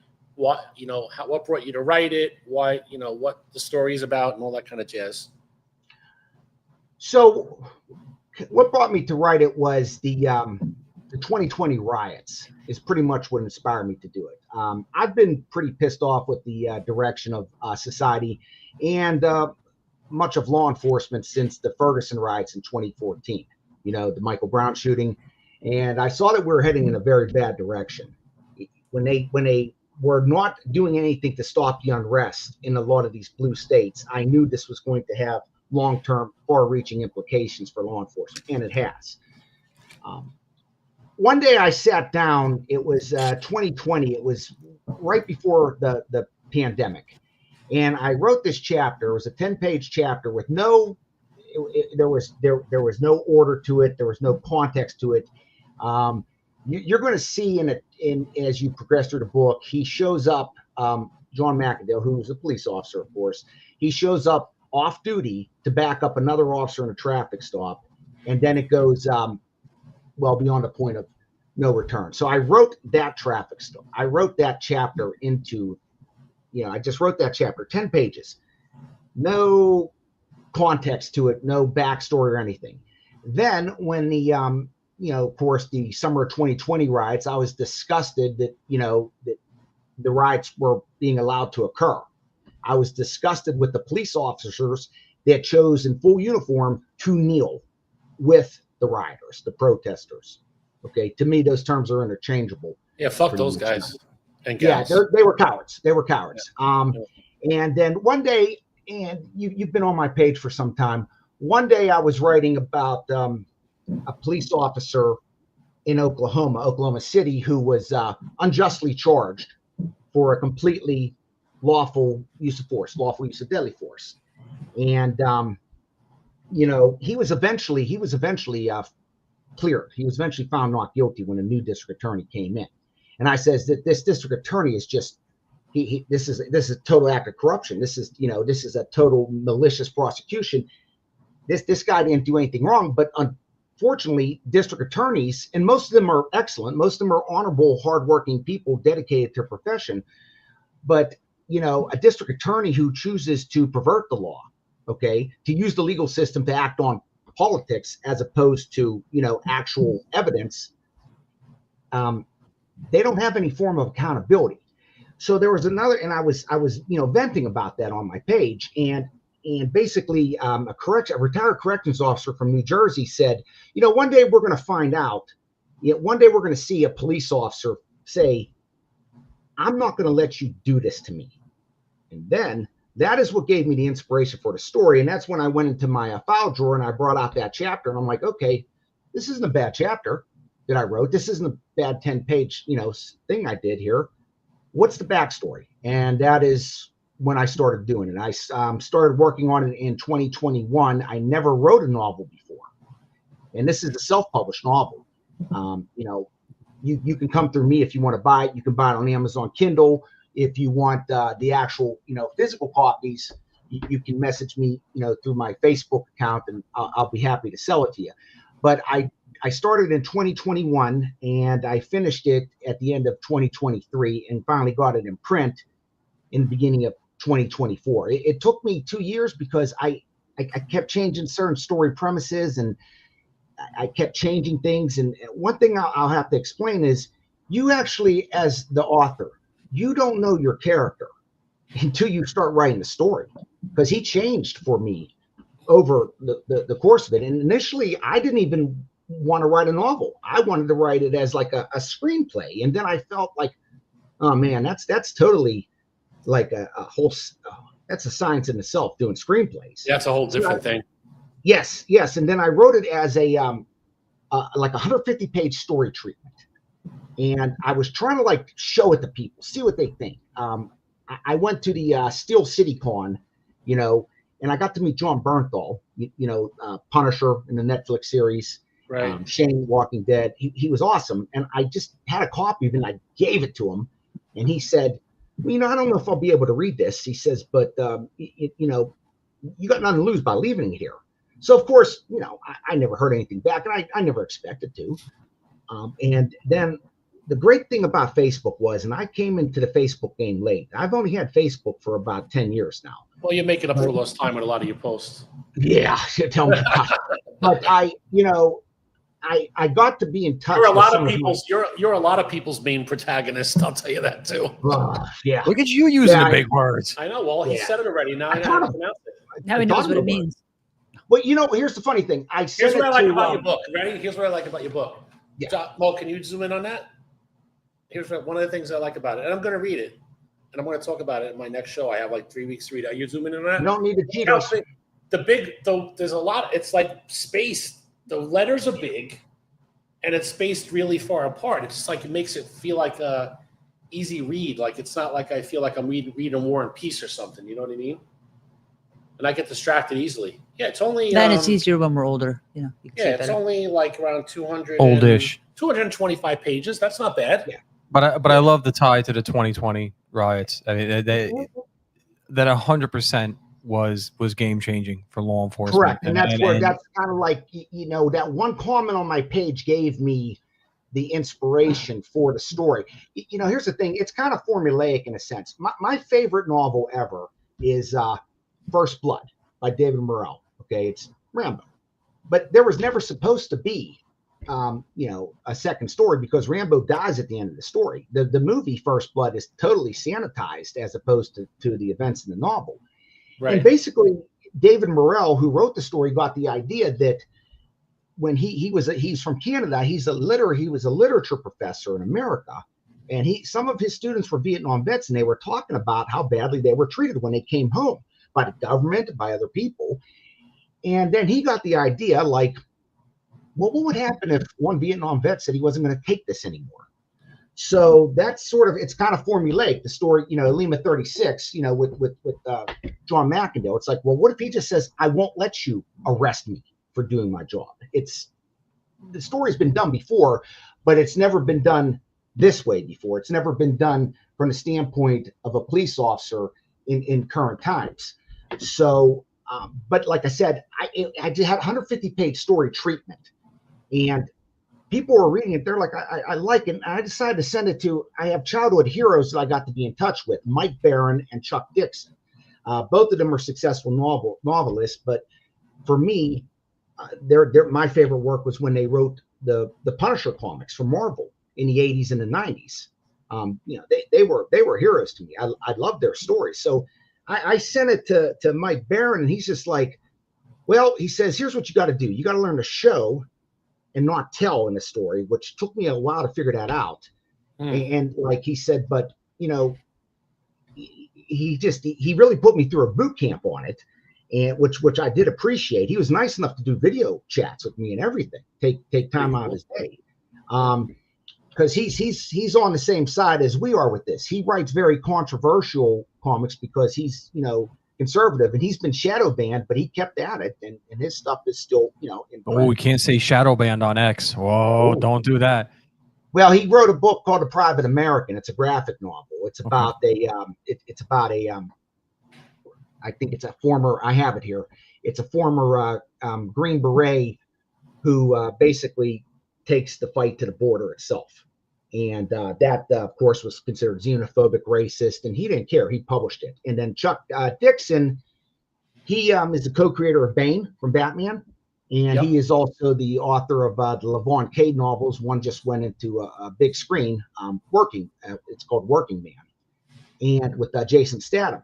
So I sent this to him, and these guys were so down to earth and so great, because it's you think you look at them as an aspiring writer. You look at them, they're almost like it's like a small town mayor meeting the president, right? Well, for me, that was kind of the equivalent. And I said, look, you probably won't have a chance to read this. And Chuck's like, no, listen, let me check this out. He says, because you're a police officer, I want to see what you have to say. He got back to me in a month. He says, hey, dude, you got everything you need here in the story, actually. Why don't you make it into a novel? I think you can do it. And that in 2022 is when I actually started writing a novel. So it was a lot of trial and error, but Sure. I was finally happy with the finished product. And the second one, the one you're working at now, is it a continuance of this? Do you need to know the first book to read the second book, or do you? Correct. Okay. The second book picks up right where it left off. I'm almost 100 pages in. I plan on having it done before the end of the summer. Will you have a character in there with the last name of Burke? Because one of my other Say no. Just say no, because if you say yes, he's one going to of hold my you. other author friends wrote me into the story and made the park ranger's last name Burke. Oh, nice. Yeah, I had a pretty good role in that story too. Just say check no. you out.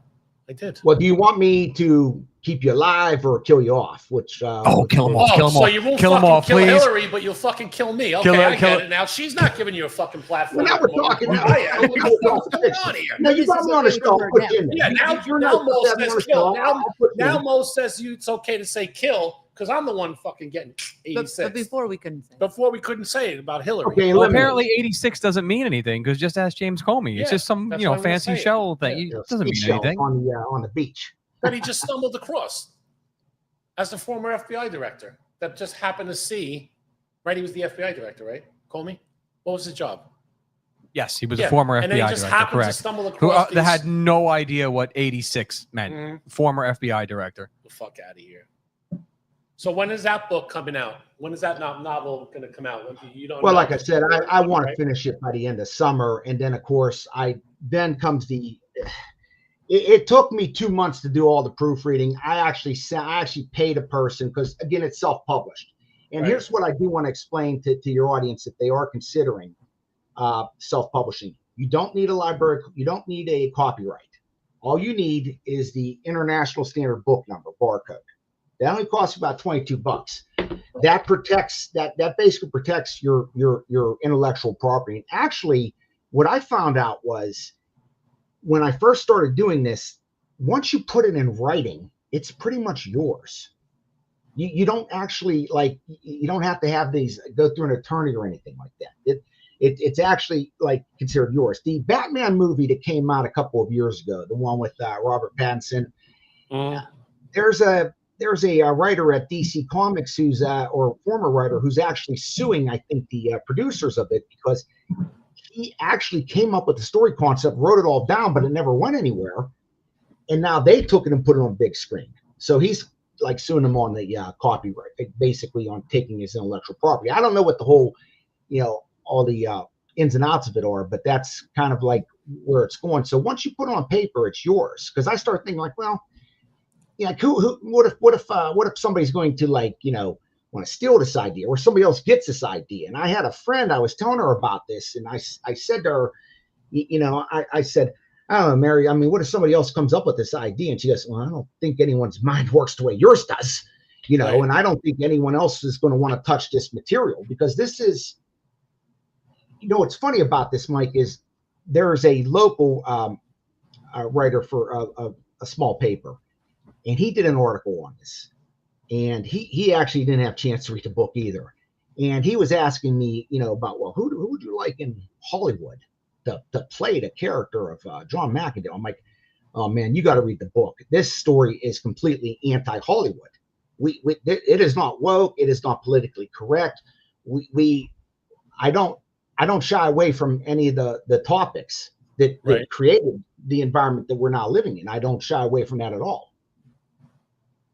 When you write like that, though, it's like other friends of ours, like Elon, who has the Agard Watch Company, and Scott Lebedo, who's an artist, but he's right too. And that world is predominantly, left leaning, and that left leaning is Yes. okay, just not like left lunatic, like craziness. Right. You know what I mean? They're synonymous now. Yeah, unfortunately. Listen, Well, not really.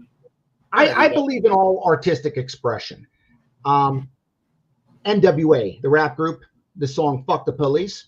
Right. I'm fine with that. You're an artist. That's a fictional character. Ice-T, even with his cop killer, the guy's never hurt anybody. He's just writing from the perspective of a character. Right, and now he's selling car insurance. Funny story with Ice-T specifically. He had come through Newark Airport and with his wife Coco, and one of our guys who was a former City of Newark cop, then came on to the other job. Real police. Then came on to the other job. Saw him at the checkpoint going through TSA, whatever, and walked right up to him. He's like, "Oh, watch this." He walks right up to him. He's like, "Yo, Ice-T, that Cop Killer song was awesome." Just slapped him on his shoulder and walked away. And Ice-T just looks at me like, "What do you say? What do you say to that?" Well, yeah, it's artistic expression. If you like, listen, Lenny Kravitz didn't really shoot the sheriff, or not Lenny Kravitz, Bob Marley, and Eric Clapton. They didn't really shoot the sheriff, but yeah, and Johnny Cash didn't shoot a man in Reno just to watch him die. I mean, right. This is just. You probably didn't have a boy named Sue either, but you're right. Yeah, you're right. No, he was the boy named Sue. Right. Yeah, this is a work of fiction. This is not. You don't. What happens with the character toward the end of the book? He does things that take him beyond the point of, no return. He's not recoverable at that point, but he gets pushed too far. He does his job as a police officer, and because he does his job as a police officer, he is his life is his ordered existence becomes total chaos, and a lot of bad things happen to him in less than a week. He goes through more shit in a week than most people do in 20 years. Is that the timeline for this book? Like a week in his life, a week in a life, or is it a little bit more than that? No, it's longer than that. It starts off in 2018 and it ends it starts off in January of 2018 and it ends in April of 2019. Okay. And what I had to do, the hardest part about this was initially when I conceived of the character, he was he's a combat veteran and he's been in shootings as a police officer. So he's a very skilled and dangerous person, but he's not the type that feels the need to prove it. He knows who he is, and he just believes in treating everybody equally under the law. But, it's sort of like the hardest part of the character is how do I develop him? Because initially when I conceived of him, he was this like God-fearing, Bible-quoting Christian officer. And while there's certainly nothing wrong with that, right, I didn't feel he'd be relatable to my target audience. And then as I started writing it, it's like, he wouldn't say that. He wouldn't do that. He swears a lot. He does this. And then how do I create, for all the bad things that he does when he gets pushed to his limit at the end of the story, how then do I create his vulnerabilities to show that he's a good man, but he was pushed too far? And I had to do that early on. There's a scene in the novel where he's talking to another officer, where he's explaining how he was involved in giving CPR to a 5-year-old sick child, and the child died. Well, that happened to me. That actually happened to me my last couple of weeks in patrol before I became a detective. And the child did die. And, the other officer and I physically exhausted ourselves giving CPR to him. He had a pre-existing health condition known as short bowel syndrome. In fact, if you'd have told, he was like this big, and when they told me he was 5, I was astounded. Well, that gave me I had a rough night over that, but in the story, and I'm not giving anything away here, right, Mackendale had a son who was stillborn, and then this happens not long after that. Well, that affected me as somebody who doesn't have kids and never wanted the responsibility of having kids. How would it affect a family-oriented man who just lost a child? And that was to show the vulnerabilities with this character along the way, because you had to create him to the point of, you had to show his softer side with things, and then it goes to a complete end of the spectrum with them. And so many books, so many movies, that's the hard part, right? Like to have an anti-hero or somebody who's really fucked in the head or done some crazy shit, to have you almost root for them. That's an art in itself to be able to. It's not even so much like, cops. I've sold about 400 of these in physical books, and I've sold about maybe 40 or 50 copies on the Kindle. A lot of cops don't like the Kindle version, So, because they want the real book in their hand. Yeah, I like a book in my hand too. Right, same. On the beach, And, read on the beach. right. So, like, in some of these guys, there's an officer on my page from Nassau County. He's a Nassau County officer. He read it it took him a day to read it in a tree stand while he was hunting. He says that once he got past a certain point, he couldn't put it down. And his take on this was very interesting because a lot of cops are like, oh, I love it.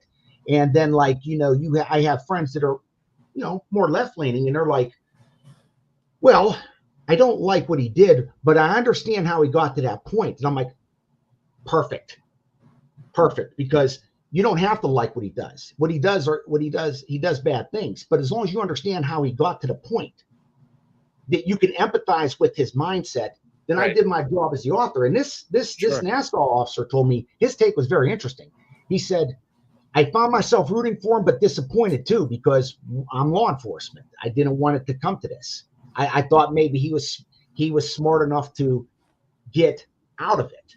And if you tell the story right and you build the character the right way, the character never wanted it to come to that, but it did. So yeah, he wanted to stay married. He wanted to stay married. He wanted to serve the citizens of his community. He's a very community-oriented person that way. He was, and I don't. When I say community-oriented person, I don't mean these silly lip-syncing videos or anything like that, or the TikTok. Oh, you have a take on that? Oh yeah, I think you know my take on that. Humanizing the badge. Oh, Jesus. I know. When they say that, I'm just like, what? People think you're a robot? What is the badge going to have a heartbeat? I mean, what are we talking about here? You want to humanize the badge? Get out of the car and talk to a kid on the street. Get out of the car and talk to the elderly person on the stoop that you've seen. The stoop is a porch, like a stairs. You want to humanize the badge? Put handcuffs on bad people and make the community safer. How about that? That's Mackendale. But you could do a lot of other things, though, Mo. You could have coffee. I don't have anything against with coffee with the cops or ice cream, or they do a thing in Phillipsburg here called Fist Bump Fridays, and the cops go to the schools and they got the giant Hulk hands and they're fist bumping the kids as they go into school. Those are all, they might sound cheesy, but those are all cool things. All right, there's a place for that though, and I accept that, I understand that, but that is. But in the middle of the South Bronx, fucking doing a dance in your uniform, what is that? Yeah, right. Or wherever. I'm not saying to Bronx. You put me in a controlled environment for coffee with the cop. I'm fine with that, because here's the thing: I would actually rather people ask me the questions, because something. Here's how I've changed over the years, because I'm 53 now. But I started when I was 24. But when people would come up to me and they would say, well, I have a problem with cops, I get all defensive. Yeah, well, let me tell you something. And, then I'm in a pissing contest with them and everything like that. But now when they say, you know what I tell them? All right, what happened? Tell me how you got to this point. And a lot of times by the end of the conversation, if somebody would just explain it to me the way you did, I might have not have had that, this view. So coffee with the cop, I don't have a problem with that. I think that that's actually a good chance to interact with, the residents, because a lot of people do support us, and they might not come right out and say it, but most people, I think, do support us. And this is where I had to learn as a younger officer, being so hard charging and everything like that. And now it's I try to tell younger officers, look, a lot of people support us. So think about that before you say something in the heat of the moment. Sometimes you have to scream, yell, and swear and get in somebody's face. Absolutely. Because some 100%. People only understand one language. But some people don't understand yes, sir, no, sir. They need to be screamed at. Correct. And I've said all along that the job of the police, this whole de-escalation concept, and Mike is fully aware of my view on that. This whole de-escalation, or before that was verbal judo, I will continue. Yeah, the job of the police, if you think about it, the job of the police is not to de-escalate. It's to react to what occurs in front of them.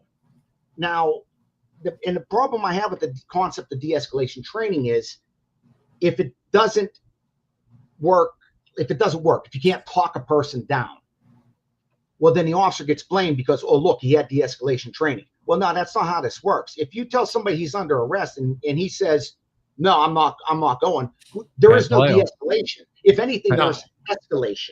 Now, in Pantaleo saying was that, 100% that, and that's why I always say, like, using his case specifically, the average person doesn't understand. Like you just said, once you tell somebody they're under arrest. Now, here's a guy that's twice his size, 3 times his weight. He's looking him in the face saying, "You're under arrest." That guy balls up his fist and goes, "Nah, not today."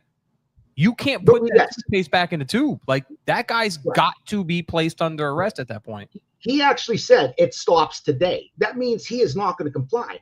And once they say they're not going to comply, well, then listen, and this is what I try to explain to people. It's called law enforcement. We use force when we are legally required to do so. And as somebody who is, you have probable cause to place them under arrest, policing's not complicated, guys. Like, it's just understanding the basics: mere encounter, reasonable suspicion, probable cause, known to laws, known to case law, Graham versus Corner, Plumoff versus Rickard, Tennessee versus Garner, stuff like that. And knowing that stuff, it's like, if you think about it, guys start screaming in the middle of the street. Your job is not to de-escalate. It is in fact the exact opposite. You have to place them in handcuffs to ensure public order maintenance. Okay. Because you have a breach of the peace. And then after that, now you say, oh, well, he is de-escalated. He's in handcuffs. I mean, because I don't understand what happened after Ferguson. Some of these chiefs became in love with this whole de-escalation thing. It's just, you cannot de-escalate with somebody who is determined to resist. That's not how this works. Well, part of the problem is when the laws change, right, and the policies of the department change. In that sense, you can't blame the cop, because a lot of the things that you want to do or that you would have done in the past is now considered, at a minimum, an administrative violation. Maximum, you're getting charged with something. And God forbid it goes south, then you're looking at getting in trouble for, beating the guy up or whatever. Listen, I don't know. We could pinpoint certain times where things about the job change, going back from, every 2 decades, when people say, use 20-year retirement, the job is dead, kid, they say. And then, it's really not, because when I came on in 87, they told me the job was dead, and I had a fucking blast. Patty Donahue was talking about this. I had a ticket to the greatest show on earth, and I loved it, but I also didn't experience what it was like in the 70s, and the early 80s, because I wasn't, I was watching cartoons then. No. But I was going to say, I don't know when it changed to the point of, like, I was always taught by the old timers, you extend your arm and pretend, not pretend, but if you had your nightstick in your arm, right? And that's the distance that you would keep from somebody from you. And you treat everybody as, not in the sense that you talk to a victim like a perp, but a victim 1 second is a fucking problem the next. Right. So you always keep everybody at a minimum at arm's length. Obviously, there's different times where that doesn't apply. A young, 7-year-old kid who's lost or just suffered something traumatic and you want to console them. That's a different story. I'm talking about domestic violence situation, something on the street, whatever the fuck it is, keep them at length. Now, there's that famous one meme of that girl, or it's a meme in a photo on the subway, right screaming in the right in the NYPD guy's face. Screaming right in his face. And then you're trained and you're taught, well, you have to stand. I'm going to find that for you. You have to stand there and you have to take it. No one's getting that close to me. And I hate to sound like the guy when I was on the job. If you spit on a cop when I was on the job, I guess I am going to be that guy now. That was a crime. That's an assault. Yeah. If you spit on a cop. It should be if you spit on anybody, and if really. You spit on me, you're losing fucking teeth. That's not. Sorry. Here's what I'll say to that, Mike. Here's what I'll say. That, obviously, I can't identify my agency because this is, of course, about the book and my own views, which don't reflect my agency. But I will say we played that before you came on. Don't worry. Right. Although that identifies us, not you. You're fine. Right. Now, but my boss. Sorry to tell you. If my bosses would never expect the me views and to opinions stand expressed there in and this allow that to program happen, are those of the speakers. That would do not never necessarily happen. reflect the views or positions. You're not going to get of in my any entities face. they represent. Right. And my bosses don't expect me to stand there and do it. As a matter of fact, if I allowed it to happen, which is not in my personality anyway, Right. But if I allowed it to happen, I'd be called in and say, what the hell just went wrong here? You know what I mean? So they expect you to be proactive. So I'm fortunate. I'm very fortunate that I work in an agency that does expect me to be proactive. Well, I would never take, nobody's ever going to get in my face anyway. That's first of all, it's a safety issue. Okay. Of course. If people are allowed to express their displeasure with law enforcement, I don't have a problem with that. I want you to feel free to do so.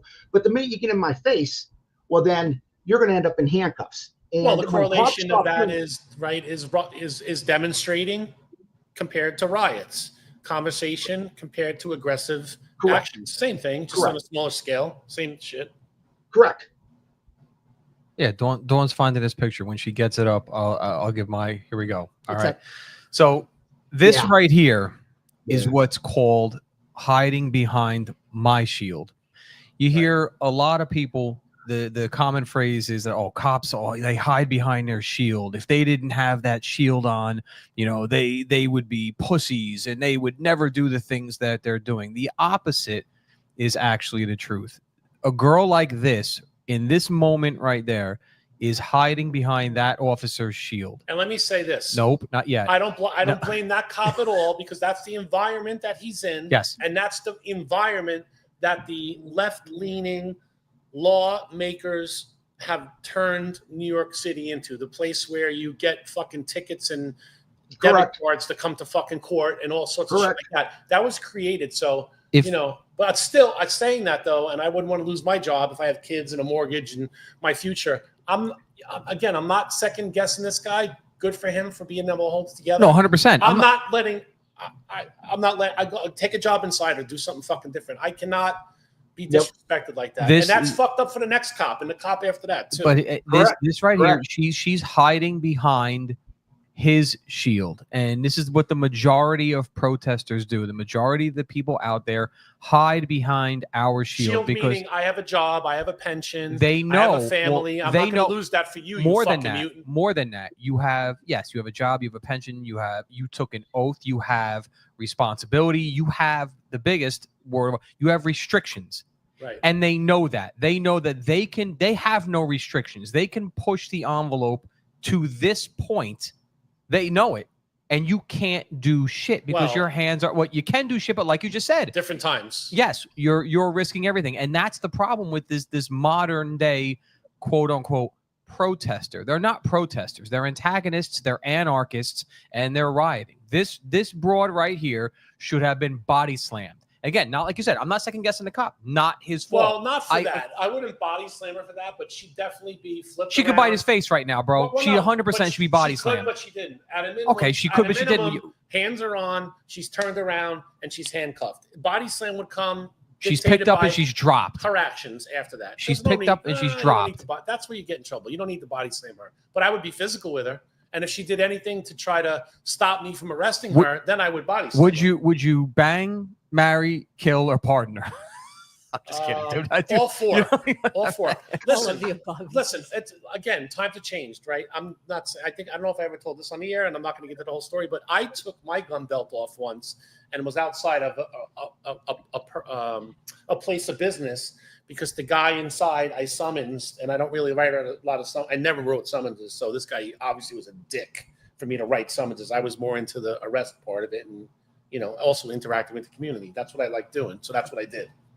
And he was saying on the street that I was hiding behind my badge, and I wouldn't have done that if I wasn't a cop, and da-da-da-da. So I was active. I fucking drove different times. I drove right there. I had a partner with me right in the middle of the projects. This place happened to be, and I took my fucking gun belt and put it on the hood of the car, and I put and took my fucking shirt off and told the guy, come outside now, and I'm going to fuck you up in front of and the streets went fucking bananas. Right? Because that's all I was worried about was my reputation on the streets. Because that shit gets around. I got problems later on if people think I'm a punk. Right? That's the real. That's people might. Oh, that's. Well, I mean, they do now. Let's be honest. Well, it's different now. I'm retired. Actually, it's very lighthearted. So anyway, he didn't come out because again, the hiding behind my badge. But I'll tell you, when I did retire though, for that first year and a half, I probably almost got into like 5 or 6 different times where I could have been rolling around on the street with somebody because the badge, the shield. Oh, it's not a badge. The shield that kept me from also a Brett Porgal pet doing peeve. things. I agree with him on that one. It's a shield. It's not a badge. But the shield kept me from wanting to do things that I wanted to do. And again, not a tough guy. I've gotten my ass kicked. What the fuck? You win some, you lose some. I'm not afraid to get hit. But I'm afraid I'm not going to be a punk. So when I first retired, I would be like, I'm ready to fight somebody now because I don't have the shield. I have my pension and I could kick somebody's ass or get my ass kicked and I'm not losing my pension for that. So what's the worst that's going to happen? I'm going to get my ass handed to me or I'll spend the night in a fucking holding cell. Big fucking deal. I'm not saying that like a tough guy or I want to go to a holding cell. I'm just saying, I'm emphasizing your point that people don't understand that this restricts us. The shield restricts us. And listen, this is the God's to honest truth. Some people need their fucking face punched in. Some people only understand violence. Now, I'm not saying we go back to the days of fucking water hoses and clubbing fucking people and all that shit, but there are people on the street, bad people, that the only thing that they understand is it's their language. It's how they handle everything. As a correction officer, right? Yes. You know that there's time to talk and then there's time to put your hands on somebody. And that line has been so blurred, and that's full circle now. That line is so blurred of cops second guess themselves. They're not sure what to do. What if this goes viral? What if this goes this? What if this goes that? And again, I'm not. I mean, that's Michael Chesna. We're not going to dissect that story, but I mean that anybody interested, look up that story. That is 100%, what happens when you put law enforcement in a position to have those. There are a lot of other variables, but we know that that was part of the. So I don't want. We're not second guessing any action. No, it's not good. It's not even. No. I'm saying it out loud though. We're not second guessing inaction or action of anybody. I don't really. You can't. Cops are put in this what used to be split second decisions are still split second decisions that are now 7 decisions in one split second. Like it's unbelievable. And that would be my main argument whenever, because I used to be like you, Mo.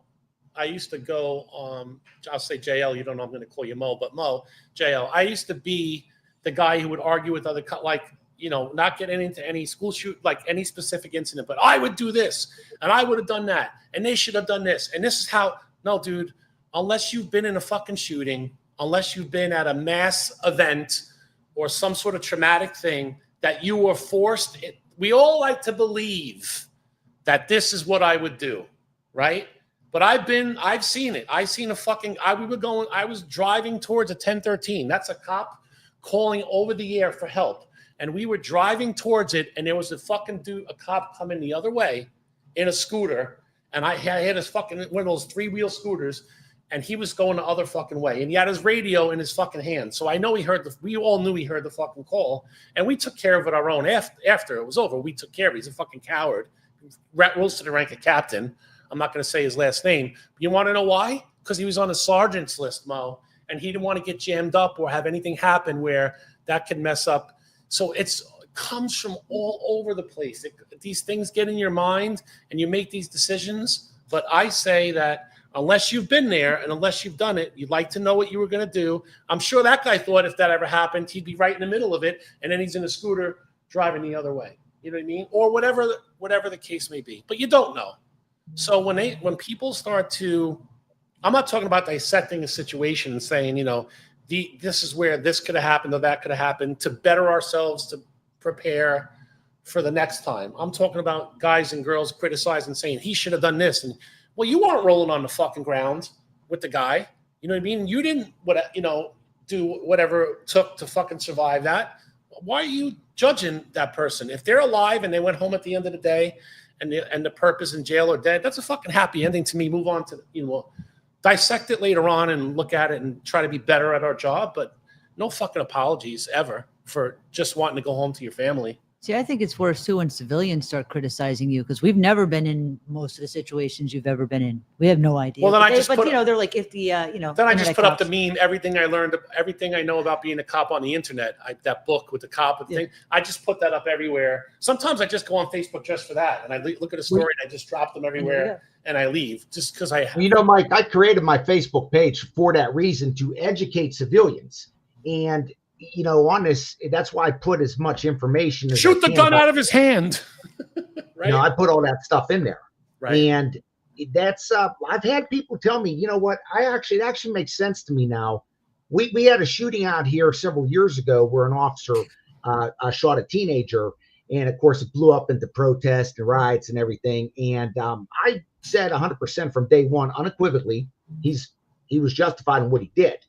And I had one friend on there, and he was just so totally opposed to it. But when I wrote like a 33 paragraph narrative with links to laws and everything like that, explaining here's why. That's why I love. I just hate to cut you off. That's why I love what you do on Facebook, because Mo, what he does is when he's dissecting the thing, he writes a paragraph, and then there's a link that you could click on and see where he got his information from, or what he read and how he formed, maybe not the fact or its opinion on it. So you can't, when you do stuff like that, it's not like reading 3 paragraphs of, all right, well, that's that guy's opinion. Okay, well, here it is. And the sources are all over the place. They're not just, you know, right-leaning or left. They're just, the sources are all over, you know, to give a good. We want to call it down the middle as much as we can. And with that shooting there, this officer was found not guilty.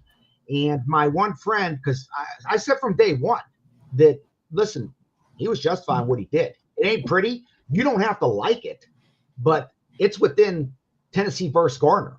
Right. But my one friend on there who was so dead set against it, by the end of the whole thing, he says, you know what, you changed my mind. And I'm thinking like, then you know what, it's actually worthwhile then, because you just, you know, I almost gave myself a brain bleed writing all that stuff. Right. But it was worthwhile because like he got it and everything. And when you're typing that, you like typing it really fast and it's just like, you know, video of the cat. Yeah. Or the monkey, right? The monkey.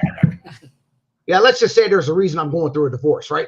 But no, yeah, it's like I'll just sit there, just you know, absorbed in the whole thing, because I don't have much of a social life, you know. Right. Like I'm kind of I'm actually a comic book geek, really, when it comes down to it. And like, you know, I just sit there and people are like, you know, like, well, why are you so focused on that? I'm like, well, because there's all this false narratives out there, and there's a lot of these big city chiefs that are not helping the situation when they get on the news and they falsely inform the public that deadly force is to be used as a last resort. No, that's incorrect. Deadly force, a last resort, is not the legal standard for the use of deadly force. The legal standard for all uses of force is objectively reasonable. Graham versus Connor. I mean, here's the thing, and some of these big city chiefs, either just cowards or they're just dumb. But well, like, what happens with the Chiefs? This is what happens. Let's use City of New York as an example. Right. You take tests, civil service tests, in the NYPD till you reach captain. You do not go any higher than captain. You've tested out, so you can't go to. And then there's deputy inspector, and an assistant chief. There's 1, 2, 3, 4, and then 4-star chief. You know, to be the chief of department.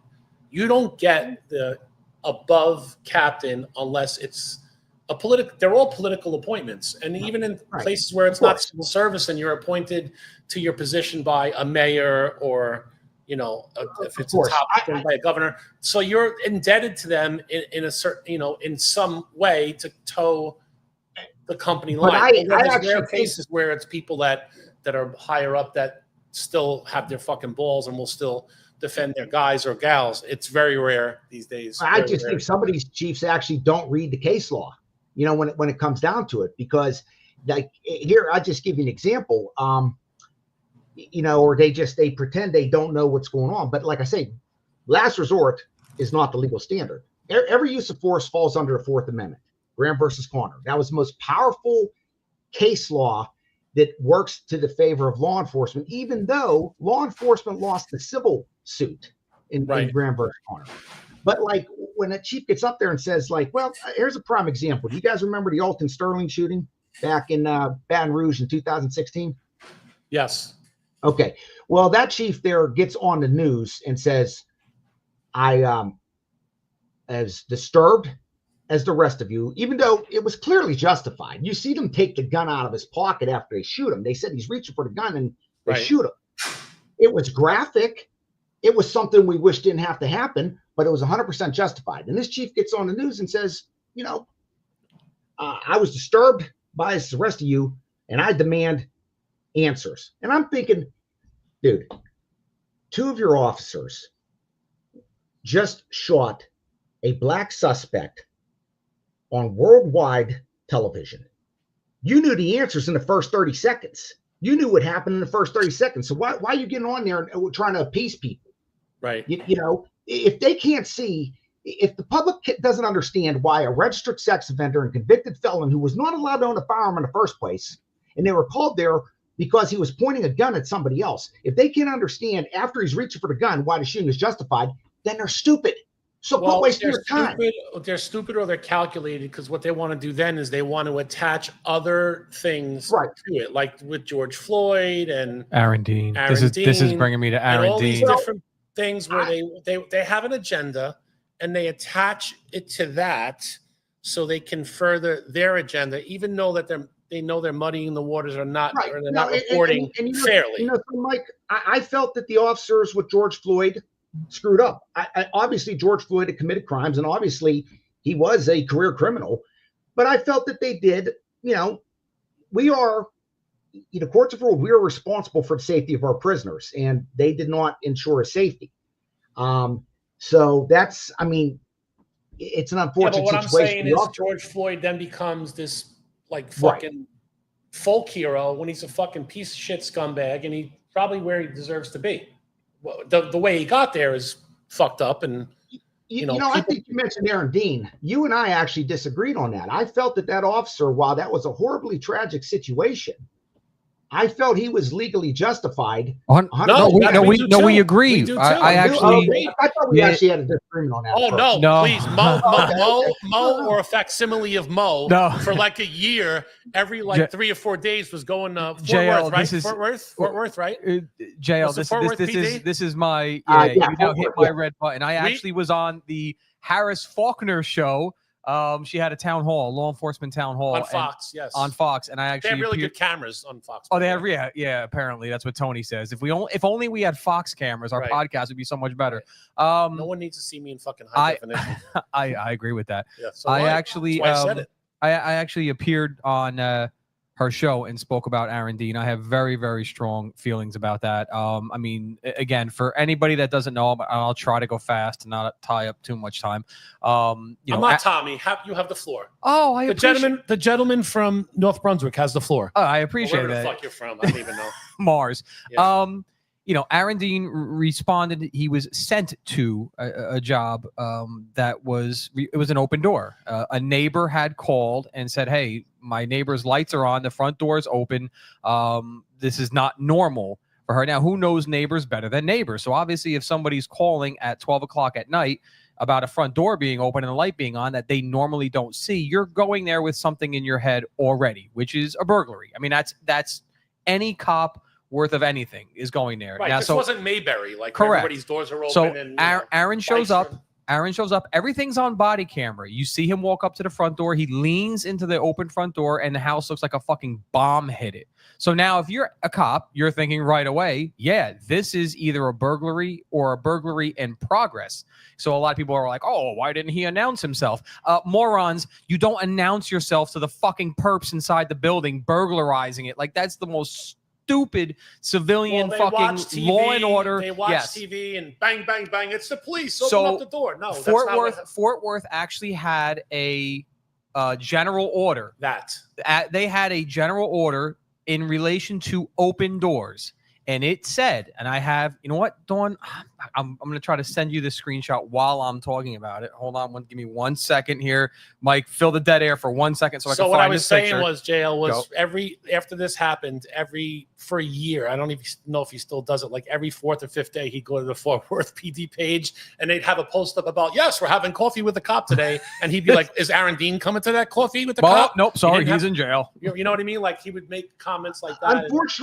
Unfortunately, and I said 100% justified under Texas law, under Fort Worth General Orders, which says you will treat all open doors basically as a burglary, like Pete Mo just said. He's got it. That's the one. Hold on here. Let me see here. And that was, unfortunately, though, I watched the trial. I feel that he put himself in jail with his own testimony, and I don't feel his attorneys did that great of a job. They had 4 years to prepare for it. And it's like, Yep. I'm like, dude, I mean, like it's honestly, it really spoke for itself. The Texas law enforcement officers, like any law enforcement officer, does not have a duty to retreat. This was the perfect storm. Tatiana Jefferson was not a criminal. She was a young lady, a biology student in college, who just wanted to, find a cure for diabetes because she was a type 1 diabetic. She It was on a insulin. tragedy. 100%. It's horrible. The line I used on, and Dawn, I sent you that picture. The line I used on Harris Faulkner is every crime is a tragedy. Not every tragedy is a crime. And that is what people didn't grasp. So I'm glad you referenced the same general order that when Dawn gets it up here. I wrote about it extensively because I argued with every cops cop. forever. You know what every cop doesn't grasp? That every one of us, and that's why when they pile up on a rabbit, it drives me crazy. No. Hey, look at that. Pile up on a rabbit. Look. Oh, Ricochet rabbit. I didn't even know that was going to happen today. Bing, bing, bing. You and your fucking toys, your knickknacks. Every cop is one call, one decision, one event away from being Aaron Dean, from being the cop that was on George Floyd's neck, from being, any controversial shooting at the wrist. We're all one call, one decision, one event away from that. And the time to understand that is not when you're in the fucking middle of it or directly thereafter when you're in the shit. It is before that to understand that was just the perfect storm. Yeah. That whole incident was perfect storm. As a lawfully, that's the one I always used. Yep. So there it is. It said, this is Fort Worth's general orders. It's up on the screen now, JL. Yes, open doors and windows shall be investigated as silent alarms, with officers eliminating all means of escape prior to beginning the search of the building. So basically what that's saying is once he identifies that open door as a potential burglary, or he is to with the call from 911, with the call from the neighbors, exactly right. His obligation, his first obligation, is to search the exterior of the premises for avenues of egress. He is supposed to do exactly what he did. Now, you can make an argument. Should he have waited for backup? Whatever the arguments you want to make, what he did was not wrong. And when you come around, now again, like you had said, Miss Jefferson, complete innocent in this situation, with a firearm that she lawfully owned, seeing a flashlight moving around the side of her house, did what any reasonable homeowner who owns a firearm would do. She took that gun, stood at the window, and said, I'm about to smoke whoever's coming around this corner. That was 100% within her rights. Aaron Dean, now, again, on duty, in uniform, to a job that he was sent to in compliance now with his general orders, comes around the blind corner and is met at a window of a house. Been his fucking defense attorney. At a window of a house that he already in his mind believes is being burglarized, is greeted by a woman standing there with a firearm drawn down on him. Now, I have said, like I said then, if we are at a point in time where a law enforcement officer in the performance of their duty cannot address the threat of somebody pointing a fucking firearm at them, we've crossed the Rubicon. Why even have cops? In that moment, that is a you or me moment, right? That is a 100%. And I'm picking me every time. I'm sorry. And listen, maybe it's hypocritical or whatever of me, but I would like to think that had Miss Jefferson got the round pulled off first, I feel the same way, that it's not a crime. It's a tragedy. I would have defended her from the standpoint of not because a police officer is dead, but this was the perfect storm. They were both lawfully present. They were both doing what they were supposed to be doing. Had she shot him out of the tragic mistake of fact, I could not sit here as a fair human being, or it's even as a law enforcement friendly officer. Fire, really. I mean, I could not argue that she should be charged. She was doing what she felt she had to do. So why, without getting too crazy into it, but what is your opinion on what the defense did? I mean, he went on the stand, but what ultimately do you think was did they interview jurors after? Usually they do, to say why they convicted him? I don't know. I don't know. I think the problem is I wasn't, and listen, Mike, I'm not an attorney, but Right. I've written about thousands of use of force cases that I wrote up the Aaron Dean's defense form on my page, and one guy says, so you ought to send that to his defense attorneys. I'm like, oh man, no, I think he's in good hands. And then I'm watching the trial, and I'm like, they're making jokes. Aaron Dean's sometimes laughing during testimony. It's not funny. An innocent Right. woman Correct. lost her life. You have to present yourself in the Texas law, and I don't think they hit on that enough.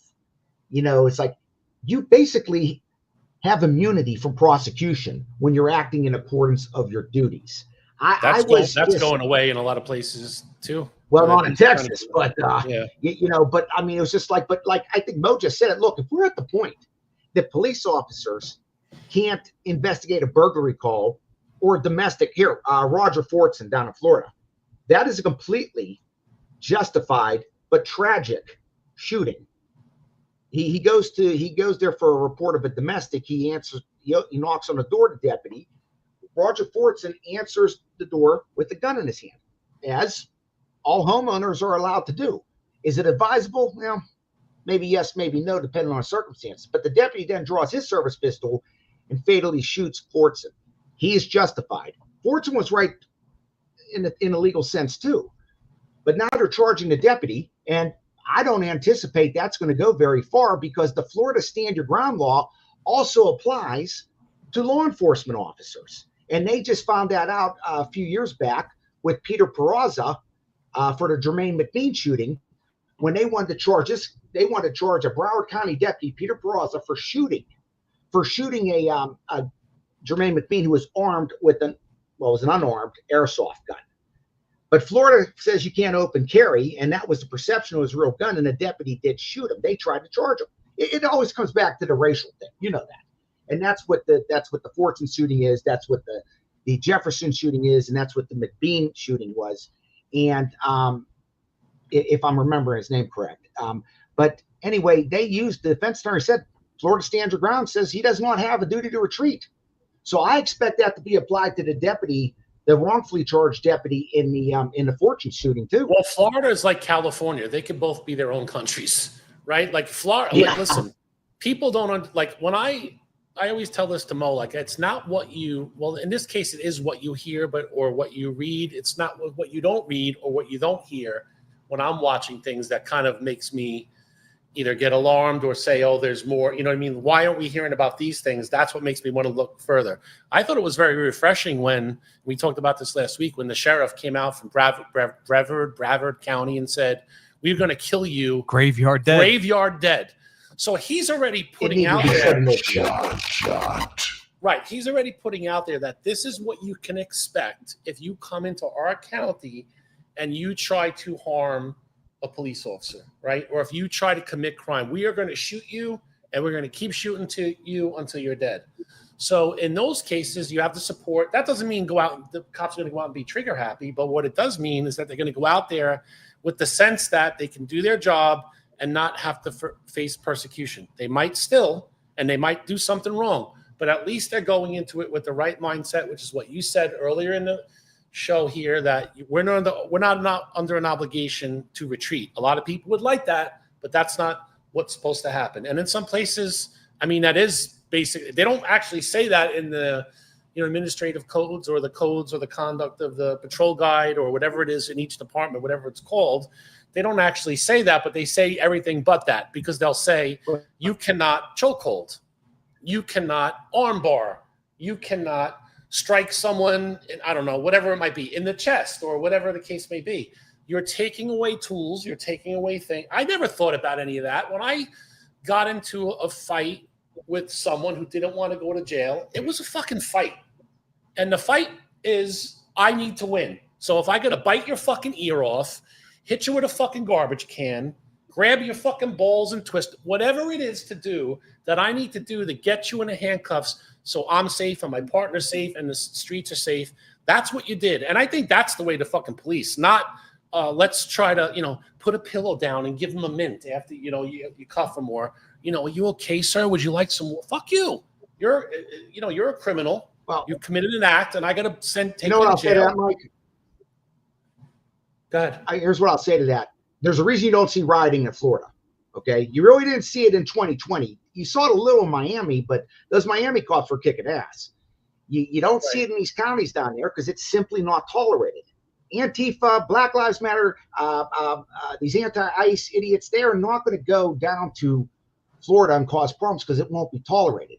And you touched on a point too with this whole thing with the chokehold and everything like that. I believe Illinois has this where you can't use a chokehold unless it's deadly force.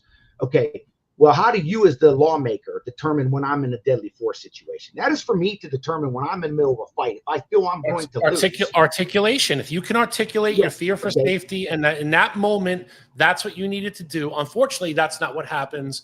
But that's where the saying, tried by 12, and carried by 6, and tried by 12 comes from. I have a boss who trained me when I first started. I've been with my current agency for 22 years. I only have 2 years and 8 months to go. But he trained me as a officer. God bless. Yeah, I've been. But he told me, he always said early on when he was training me, we are the police. We are paid to win every fight. And number 2, when you start violently resisting arrest, we will determine. We have to determine when you're no longer a threat. Not the bystanders, not the media, but we. And these are all basic fundamentals of policing. It's just like, again, you said earlier, how do we get here? Well, to me, we got here in Ferguson. When they started giving up one street at a time, this whole bullshit about, well, they're peaceful protesters. Look, you do not have to, you can boisterously express your First Amendment right. But by the same token, you can also peacefully violate the law. When you are blocking traffic, that is a violation of the law. Now, why they allow this to occur, these chiefs are out of their minds with this. This is how we got to this point. To me, allowing people to block traffic just because they're saying racial justice or whatever, whatever cause du jour they have, it's insane to me. When they block traffic, you arrest them. How's it any different if I go to Walmart, for a retail theft, and I hold the door open for the shoplifter? I'm not supposed to aid somebody in committing a crime. Peter Parker did that, and that's what made him go to become Spider-Man, because he held the door open. He didn't stop the burglar, the robber, and then he got away. And then later on, he killed Uncle Ben. Right. JL, you're a comic guy. You can relate to that. That's the origin of Spider-Man. Right. He froze. He's frozen on the screen. Is he frozen for me, or is that just on the screen? No, he's frozen, but it'll come. It'll snap back. Hold on. Will it? I don't know. Will it? I can't hear his voice either. I hear him. You got it. JL, say something. I got him. Okay, so he's frozen on the screen, but he looks like Uncle Fester right there, the way he's got his hands like this and he's frozen. But yeah, I would say that's like the Peter Parker origin story was he didn't intercede, and then his Uncle Ben got killed by the same guy who he could have stopped. Same thing, like if you open up the door and then so I get that, I understand it. Oh, there he is. He's back. Yeah, there he is. Well, I think when did Obama come out and say? Oh, here we go. If you're going to bring Cambridge, well, I was going to ask. That's my other pet peeve. Came later. So, what the riots in St. Louis came after about a year or so later, after Obama said the cop in Cambridge was an idiot, right? No, well, that's my big. When did that happen? That was before 2008 or 9, 2009, 2009. Also way before. 2009 is Cambridge. Henry so Gates, I think that's one of. I mean, for me, when a sitting president of the United States says that a cop, I was not there. I was not there. I don't have all the facts, and I did not witness anything firsthand. But I think we can all agree the cops acted stupidly. Right. In that moment, the highest elected official in the land, if not arguably the most powerful man in the world, robbed law enforcement of the presumption of innocence. Right, like that. He made it perfectly okay. Again, he wasn't there. He doesn't have all the facts, and he didn't witness anything. And he said it's still okay to presume the cops fucked up. Right. He now, made is that, it okay. Can you apply that to every case? No. It's almost like saying, video games desensitize kids, and that's why Columbine happened. No. It's a lot of factors that are always involved in all these things that happen. It was no different than when he waited. I don't think that's a stretch to say that him saying that is fuel to fire for people that are already thinking that way, to be emboldened to go a step further the next time they're at a peaceful. It's no different than when he weighed in on Trayvon Martin. And Trayvon Martin wasn't even killed. First of all, he wasn't killed by a white man. Right. He wasn't even killed by a cop. Right. But if you would have known, I mean, that was the story for quite some time. It was a racial Yeah, killing his because it was a white cop. His mother traveled around with all these other mothers with Hillary Clinton when she was campaigning as mothers of people who were beaten or killed by law enforcement. And that's why I didn't pardon her, and that's why because of that kind of stuff like that. And you know something, you pardoned her for those sins, Mo. I did. You pardoned her for that. So you don't have a leg to stand and you on know right something, now. Mike. I get into it with cops on both sides of the whole thing because you know me, I try to call it down the middle. What Obama did with law enforcement was absolutely reprehensible. But listen, I have voted for Trump before, but I wasn't okay with him pardoning people who are attacking police officers on January 6th. Well, here's what I say about that. Here's what I will say about that. And then the blanket pardons, I don't agree with either. Like you bust Biden's balls for doing the auto pardons, right? The auto signatures. The auto pen, yeah. Right, auto pen. That was almost, I mean, I'm not saying he auto penned that, but it feels the same. That's got to be taken on an individual, every single one. Well, Trump, he painted himself in a corner. But you just go individually. Nah, but you got to have somebody promised, that does the research for you. He backhandedly promised those blanket pardons. He painted himself in a corner. Well, here's why, though. And you had to correct it with one word, and I've used it quite a bit. It's overcorrection, right? And overcorrection means that something had to happen before, way in the other direction, for you to then feel the need to overcorrect to try to get things back to some level playing field. And because of it's true to one extreme bred another. I'm agreeing with you on that. I mean, that's why he got elected both times too, because people saying you're garbage and you're deplorable. So they don't understand that those kind of actions and treating people a certain way and vilifying. You know what though? I ran afoul of other cops on my page. I've had cops leave my page, you know, because of my position on the Ashley Babbitt shooting. Now, I don't like the Ashley Babbitt shooting any more than a lot of people do, but legally speaking, that officer, he was justified in doing what he did. And I lost people on my page because of that. And I was like, well, hold on a second. I was saying all during the summer of 2020 that the police would be legally justified in shooting BLM and Antifa riders in these situations. You mean like if they trap you in a police station and chain the doors and try to set the building on fire? Like that? Stuff like that? 100%.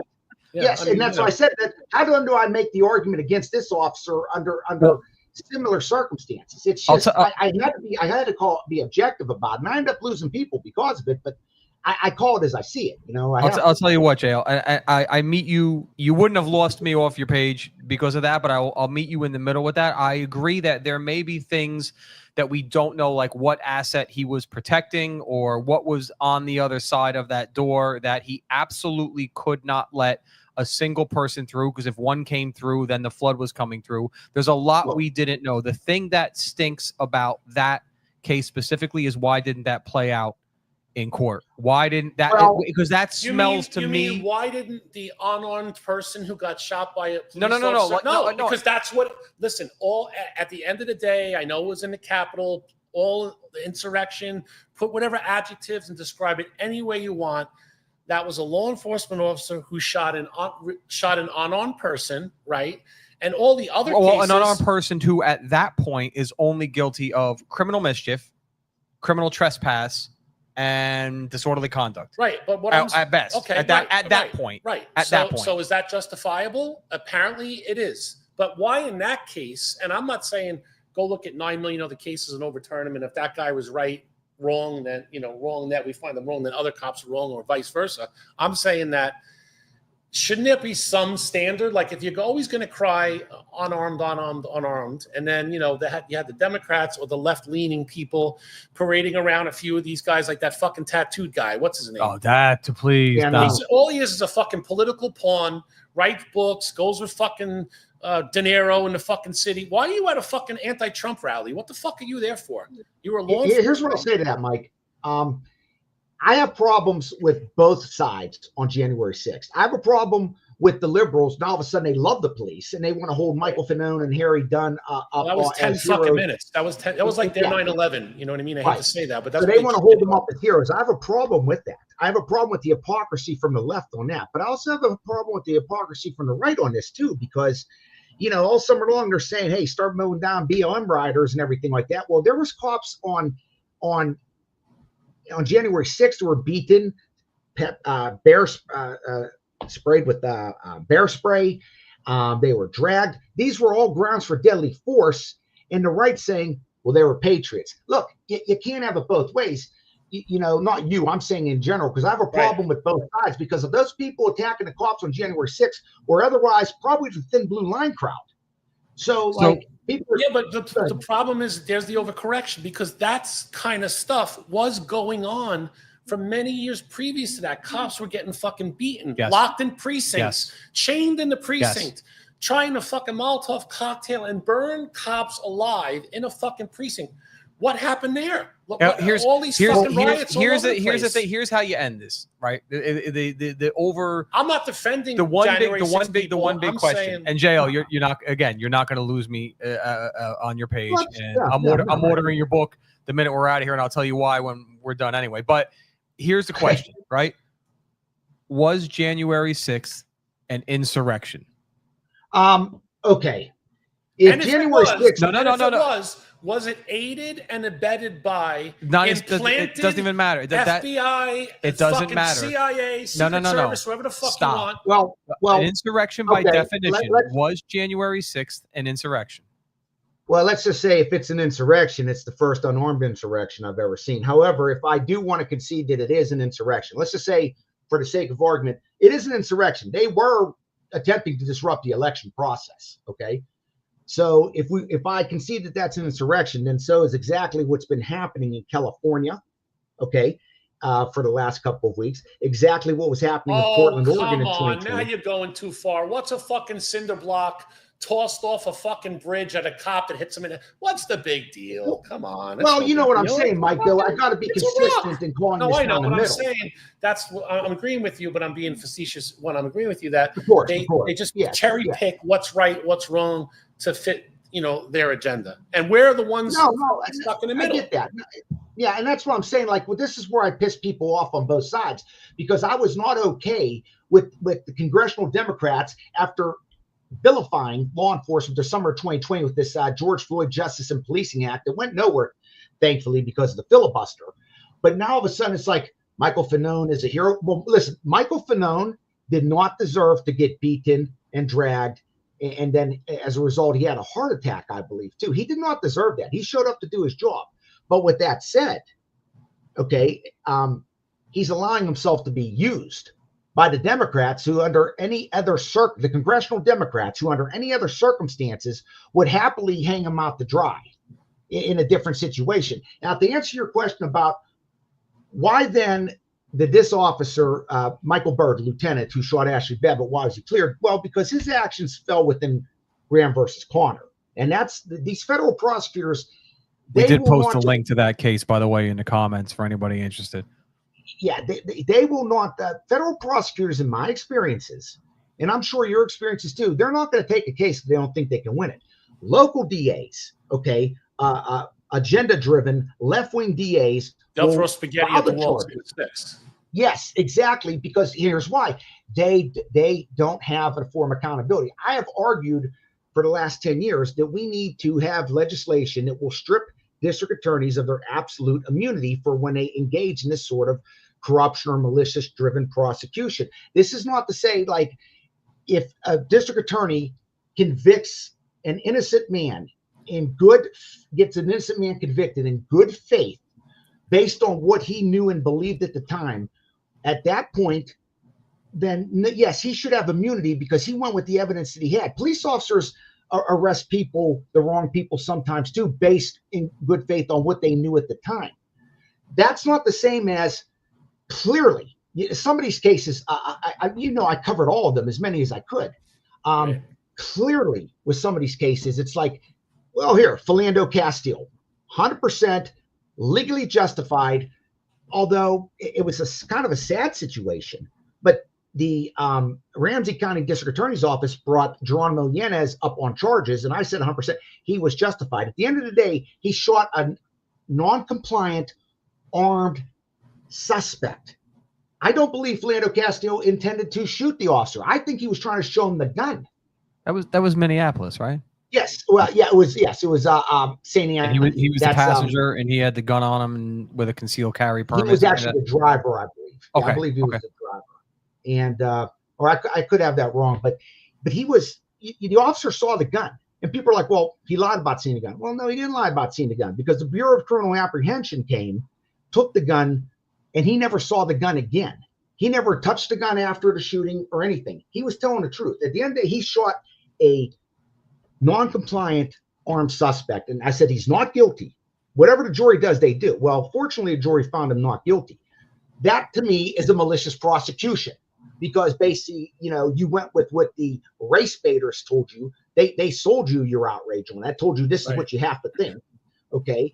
And they knew he was not guilty, and they brought him to trial anyway, just like you said, throwing spaghetti against the wall to see what sticks, knowing that they would lose. Now, to me, if prosecutors didn't have that blanket immunity, they wouldn't do this. And of course, as you will see as you read the book, my protagonist addresses that problem much more directly and conclusively. There you go with that big word again. Yeah. We should have a drinking game. Every time it's the protagonist, we have a drink. Yeah, the main character. I'm sorry, I forget you guys are, but it's Saturday, yes, it's early. And that's the point. Federal prosecutors, in my experiences, will not take the case if they don't think they can win it. So that, to me, they knew they couldn't convict Michael Berg. Mo, you brought up a point before on that with the Babbitt shooting. Like, what was his area of responsibility? What was his perception? And that is the heart of Graham versus Connor. Beyond that area, were the Senate chambers, where the vice president, okay, that most cops elected was sitting, Mike Pence. If they would have breached the Senate chambers, the Secret Service would have had to use deadly force against all of them. What Michael Berg did was he did end the rioting. We don't have to like the Babbitt shooting. I don't necessarily like it either. I don't feel that she was necessarily. I don't feel she was a terrorist. She voted for Obama previously, for crying out loud. I think she got caught up in the moment, and it cost her. I think that's the best way I could describe it. No, that's fair. That's fair. She absolutely was. I mean, you look at that hallway, everybody was riled up, and getting caught up in a moment is a good way of putting it. You're right. Exactly. She wasn't a terrorist. I mean, she was a former military. She had no history of that. I mean, if we're going to call her a terrorist, well, then these anti-ICE riders are terrorists too. And so they really are. It has to be both ways. We have to call it down. Like, I can't. This is where I have a problem with both sides on it, because it's just like, and police officers are screaming about, like they shoved. There was an older woman that came up the steps during the Capitol, and one officer shoved her down, and she fell down on her back. These cops are screaming like, "Oh my God, why do I have to do that?" I was like, listen, you idiots sound just like BOM right now. You sound just like these BOM idiots that we scream at for doing the same thing. It's whether you voted for Trump or didn't vote for Trump. I just think you should be able to call it down the middle. And I think with the Capitol thing, a lot of cops couldn't. They were just so caught up in it because Trump was the only president who ever really defended the presidential candidate, defended law enforcement when everyone else was screaming against it. And that's where the loyalty comes in. I understand that part of it. Yeah, just a fucked up situation all the way around. Yeah, it was. Certainly. And look, he's president. Hypocrisy on both sides. Yeah, 100%. And he's president now. You know what I mean? And you don't have to. He's pardoning cops that were wrongfully convicted. I don't agree with the blanket pardons on January 6th. I think the people that walked around inside, I think they deserve some leniency if they weren't violent. I can get that, but what did the Yabba Dabba Doo guy do? The fucking Fred Flintstone. He had the fucking bison hat on. What did he actually do? He's got an X page. Well, he was the one, the shaman of QAnon or whatever the fuck they call it. What did he do in there? Did he get arrested? Did he go to jail? He got pardoned? Yes. He got pardoned though, right?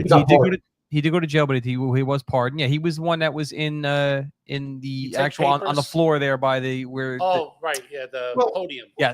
Well, if the left can call burning cities peaceful protest, it really shouldn't surprise us when the right calls the Capitol riots tourism. Okay, right. Both sides are wrong, but I understand. As you said this before, Mike, you made the point.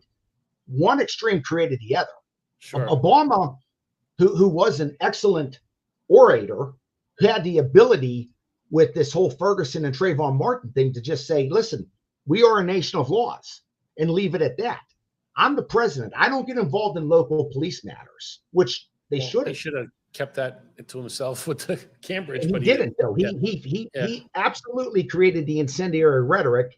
And one of my the one who I loved to watch the most during all that was Sheriff David Clark of Milwaukee County. Friend of the shows. Obama. I love that guy. I don't know where he's been lately, but like he called it out, and you could not assail this guy because he knew the laws, he knew the cases, and there wasn't a white liberal that would touch him, calling him a racist. Because how could you? He's a registered black Democrat.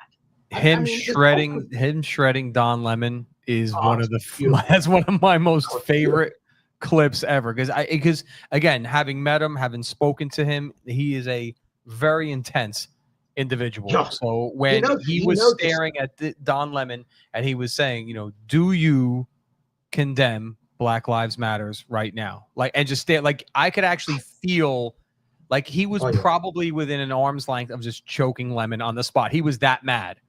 That guy was a force of nature. They were terrified of him. He was an excellent spokesperson for law enforcement. Like I said, it wasn't just to get out there with the rhetoric. He knew the cases and he knew the law. And he was just one of those guys, because Freddie Gray, Baltimore, I said all along, those guys did nothing wrong. They'll be found not guilty, and they were. He said the same thing too. Who never took a guy for a ride in the P van, hit a couple extra bumps or whatever when they were fucking assholes in the back? Big fucking there's a perfect example of prosecutors knowingly prosecuting factually innocent law enforcement officers and having no accountability for it whatsoever. This problem needs to be addressed. Is that broad still around? You're the most about hers in the end. Are you talking? She's still around. What was her name? She got convicted. Yeah, she got convicted for tax fraud. Yeah, but she got they caponed her. Nah, her her sentence turned into like nothing, didn't it? It wasn't like home arrest or some shit like that. Like there was She's no. a convicted felon now. I mean, but she had no accountability for knowingly. She's probably prosecuting CEO of some fucking. Knowing she had no chance of winning. Some fucking easy job. All right, listen, it's 14:51 right now. We go till 3:00, so I don't want to cut this off. We've been talking for quite some time. We've said it all, I think. No, this was phenomenal, and I'll tell you what, Jay. I'm absolutely. You're gonna get an order in probably about 15 minutes. I'm going to take pre-orders. You can message me through text me. Obviously, you have my number. You can always for your viewing audience, Mike. They can see me at my Facebook page because I'm self-published. I order the copies. Yeah, we have your Facebook page up. We have your link up for the Kindle, I believe. Yeah, we put everything in the comments. Yeah. My wife's a big Amazon person because she's a communist, so she'll go on there and get it on Amazon. It's $30 for a physical copy by mail to cover your shipping. I autograph every single copy. I put a personalized inscription there. Outstanding. It's $25 in person. He's right. It cost me $20 to make each book. So it's not like bro. I'm making a ton of money off this. I just wrote this to write. I don't want you to see what he wrote there because it was a little sexual. A little sexual in nature. No, I'm only kidding. It says, Mike, thank you for offering me the make me blush to be on your podcast. I think you'll like the story, and it's signed J.L. Hoffman. There you go. John McIndale novel. I'm gonna make time now. Now that my Julie's in my Julie is in Alabama. There you go. With visiting my stepdaughter with my mother-in-law, and it's just me and my dad in the house. When he's done telling me Jimmy Hoffa and Westy stories, and I get him to bed, I'll have a little time. I'll start. Usually, I'm not a big reader at home, but when I'm on vacation, I'll burn through 2, 3, 4 books because my Julie likes to be on the beach for 12 hours. And what the fuck are you going to do on the beach? So you go in the water a little bit, and then what do? Fucking feed the seagulls and read books and listen to music. There's no rush, brother. And I greatly appreciate you having me on. Dude, I honestly can't wait to read it. And I was telling these guys before, I've been looking for something like this. John Sanford had written a series. You're not getting my book. It's inscribed to me, so you're not getting my book. Don't even stop looking at my book, Mo. I'm gonna order my own. And listen, JL, I expect a nice personal message now. Now that you gave Mike a personal one, in there. A nice. Now that I know you, I can do it. Yeah, it's, Yeah, it's pretty good. perfect. But It's been John fun to do Sanford. it. John I've met Sanford people had for the written first a series of books. It was the Prey series, Prey, Yep. and it was Not to be confused with the movie Prey about the they did make the a movie. Predator. No. Yeah. They did actually try to make some kind of movie, and it didn't hold up. Oh. And it was Jay was talking about it earlier about character development and all that, and Sanford did the exact same thing. Like the main character, the protagonist, like that dude. Is that the word? I'm going to use that. I think today. I use it. I'm going to go to Walmart after this, and I'm going to use fucking I'm going to somehow work protagonist into every sentence. No, at the register when I'm paying. Like when the lady said to me, "Are you Jew?" I thought you weren't going down this road. No, just that. That was it. Not the conflict. Was Lucas Davenport. Lucas Davenport was the detective, and it was the same type thing. Like he did some shady shit, but they like you had said, Sanford led you in, like so you knew how Davenport got to that point.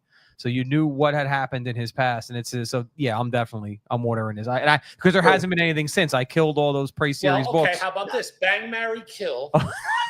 Bosch, the dude from Banshee, or the guy from Shield. Chiclets, Bosch, and Oh yeah, I love that show. which one? Which one? The Shield. Oh, the Shield. We watched that. Guys in my department, I watch that at our house every Tuesday. Okay, so what's my favorite? I fucking love Bosch so much. Like I'm not gay, but if I was, he might be my guy. Well, it's 2025, bro. You can. Yeah, right. I mean, I'm marrying Mike in my thing. The Bosch. How do you feel about Banshee?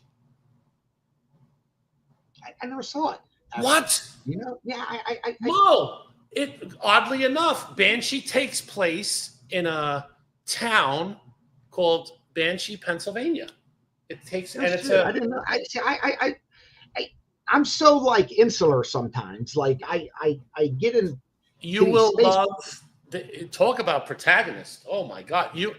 This is your homework. This is your research. Watch. Okay. You'll be hooked on Banshee from episode 1 all the way till the end. Gratuitous violence, gratuitous sexual situations, lots of cursing. Do you like The Wire? Yes. Oh, if you would have told me that was a very well written series right now. That the best scene ever in The Wire is when they just communicate. The two cops, if you're a cop, you would appreciate it. Communicate with each other for literally a 4-minute scene, and all they say is the word "fuck." They say no other words. You remember that episode? I got the series on DVD. They go to a shooting that was previously unsolved, and they start looking at the trajectory of bullets, and one guy goes, "Fuck," and the other guy goes, "Motherfucker," and they see something else. He's like, "Fuck." They said the F word 25 different ways, but you knew, like when you say Mo, you could have 10 Mo's in the room, but the way you say it, the right Mo responds. I don't know how that happens, but yeah, so The Wire.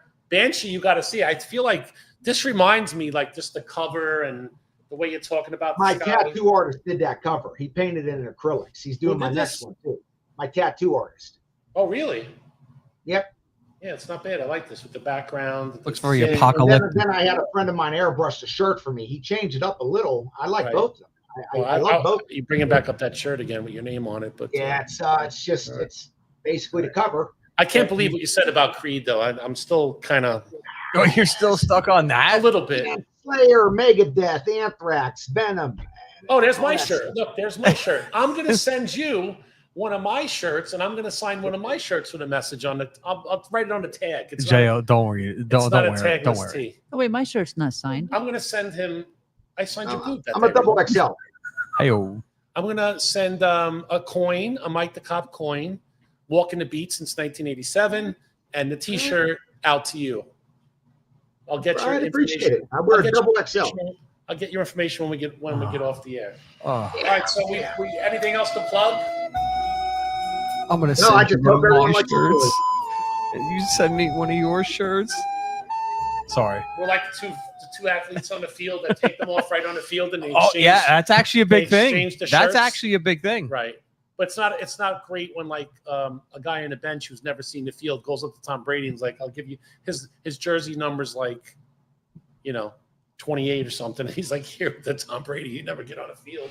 You want Tom Brady's jersey? All right. So is there anything else you want to plug or anything before we go? We got a minute. No, I just hope I hope everyone likes the story, and please send me the link so I can watch this later on and laugh at. Well, yeah. So you could go on. Affiliate. Yeah, and what we'll do is we'll create a small, like maybe 90-second reel. Reels can go up to 3 minutes now. Oh, Actually. we'll create a nice between 90-second and 3 minute reel. Blue likes to correct me on the air, so we'll create one of those. And we'll get it out to you. We'll have the links on and everything, and then you could use that on your socials too. Yeah, when will the actual podcast be available? When will I be able to watch it? Yeah, now we stream live Facebook, YouTube, and X. Okay. Yeah, the majority of our views come after, because again, we go at a very strange time. Midday Saturday, especially on 100-degree Saturday in June, is not exactly the ideal time for live viewership. So what usually happens, the bulk of our viewership comes in rewatches, which happens during the week. Because like I said, again, everybody right now is on the beach feeding seagulls. Yeah, I think we're averaging between like 5,000 to 8,000 on like regular. Like I would say you're a regular guest, right? And then if we have somebody of some more prominence, like when we had Pat Lynch on, the head of the PBA, we topped out at over 50,000. Which, listen, they're not crazy numbers, but for a podcast filming at a lovely downtown for a bunch of retards, Jersey, like at the Tactical Financial Studios, sponsored by Calypso. Don't worry, maintenance will get that in the morning. Southern Don't worry Peach. about We never that. did the review though, but we could do that another time. This stuff is delicious. Calypso, Taste of the Islands, made by King Juice Company. Ironically, on King Day. King Juice. JUICE. All right, so I just want to make sure. That's all, bro. I'm not asking anybody, and I don't want anybody's opinion on the Israeli. Yeah, you don't want any. I mean, other than just keep bombing until they fucking surrender. I don't really understand what. Well, that kind of sounds like you have an opinion, Mike. You can't say you don't want to have an opinion and then give an opinion. When are we going to get tired of this bullshit? We all know what's going on. We all know where these terrorist groups are coming out of. Israel has a right to live in peace. That's my feeling. I'm not going to get into all the other stuff. I'm just saying they're one of our biggest allies. And that doesn't mean you have blind allegiance, but let's, I thought you weren't giving an opinion. Call it what it is. I thought we need to stand by those who stand by us. End the story. That's it. Turn your back on your staunchest, JL, supporters. Thank you, brother. Thank you very much. This really was awesome. I think we covered. We took you way out of the realm of the book, but and for the record, you're banging Kamala, or no? I mean, dude, No, he wants them all in another plane. Hey man, I just got out of a relationship. No, dude, but that's even better. No, I didn't say she obviously get in a relationship with Kamala. That's the one you married. Kamala clearly doesn't give a fuck whether you're in a relationship or not. She doesn't care what your relationship status is. I mean, she's proven that, and she's fucking. So I mean, what? An experience on her knees. I mean, And she all right, Blue. That's inappropriate on a called for. I know, really. You really shouldn't have done that. How dare you? I mean, sorry. But she could do that because she has a vagina, so she could say that and not get in trouble. We can get in trouble for saying stuff like that. 100%. Well, you're worried about getting people saying for stuff like that, but you have a bang, marry, kill using somebody that everybody that has a Secret Service detail. Bang, marry, Jesus, kill, bro. Bang, marry, kill, pardon. This was a separate one-time. Oh, okay. Only. All right. Usually it's just bang, marry, kill. All right. Before it goes off the rails, let JL get out of here. All right, brother. Thanks for coming on. All right, guys. Have a good day. Thank you very much. Good luck with the second book. Send me a copy. I promise I'll have this one done. I will have J.L. Hoffman's Lima 36, a John Macendale novel, finished before the second book is done and sent to me, so I can be anxiously awaiting the second one. There you go. You know what I mean? Outstanding. All right, brother. JL, thank you, brother. All right. Well, do we have anything to plug? Us? Do we have anything to plug? I want to plug Boom Boom. Oh man, this stuff is so good. Oh man, this stuff is so He's good. He's gonna start shaking over here. It gives you a real good jolt. You know what I mean? That was Boom Boom nasal stick flavor winter mint. But sometimes if I'm feeling fruity, Blue, if I'm feeling fruity, you gotta find the link. Boom Boom nasal stick. Sometimes if I'm feeling fruity, oops, I dropped it. Sometimes if I'm feeling fruity, I do the tropical. It has a tropical flavor as well. Now, can I just say this, Mo? No, I mean, you're asking me? Calypso Taste of the Island Southern Peach Lemonade is Today's really show not, has been brought to you by. It's really not a sponsor. It's just something that I saw in the store, and I love peach and I love lemonade. And since my Julie's down in Alabama, which is the South, I thought, oh, wow, let me try this. It's delicious. And it even says on the back, it's a great mixer. Do we have time to do a review of this or not? We got all the time in the world, bro. It's all right. All right. Listen. It's your world. All right. Let's do the review. Oh, Michael Freed says Calypso drinks are awesome. You'll love it, Mike. I mean, how do you not? He's in a hospital bed right now. Probably hooked up to constant oxygen. We're going to try this. You have your drink in there already, Mo, right? I have mine in here, yes. As you know, it's now being called, it's not Trooper Dick Whiskey's Booze and Beer Review anymore because he's gone and he's not coming back. That's it. And that's that. Should we get more ice in this? Yeah, you want to get some more ice, Yeah, and we're going to try the Calypso Southern Peach Lemonade. We're gonna have some dead air while everybody ices up. Stop freaking. Yeah, no, he's not suspended. We got to update that. He's fired. We're gonna have some dead air while everybody ices up.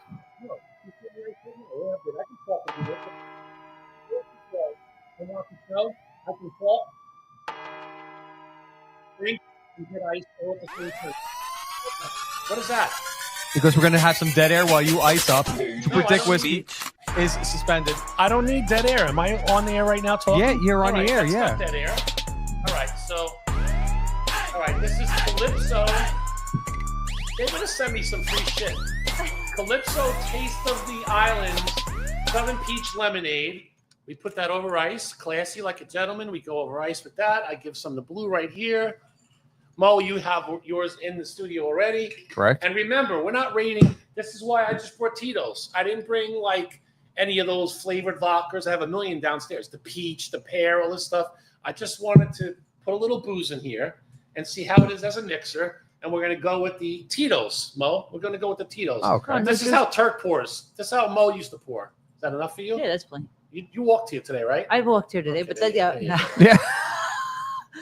I'm gonna be walking home a Don't little worry funny. about putting it all over the table. You were worried about the grease coming out of the chicken wing bag, All right, but you now- just poured half a bottle of Tito's on the table.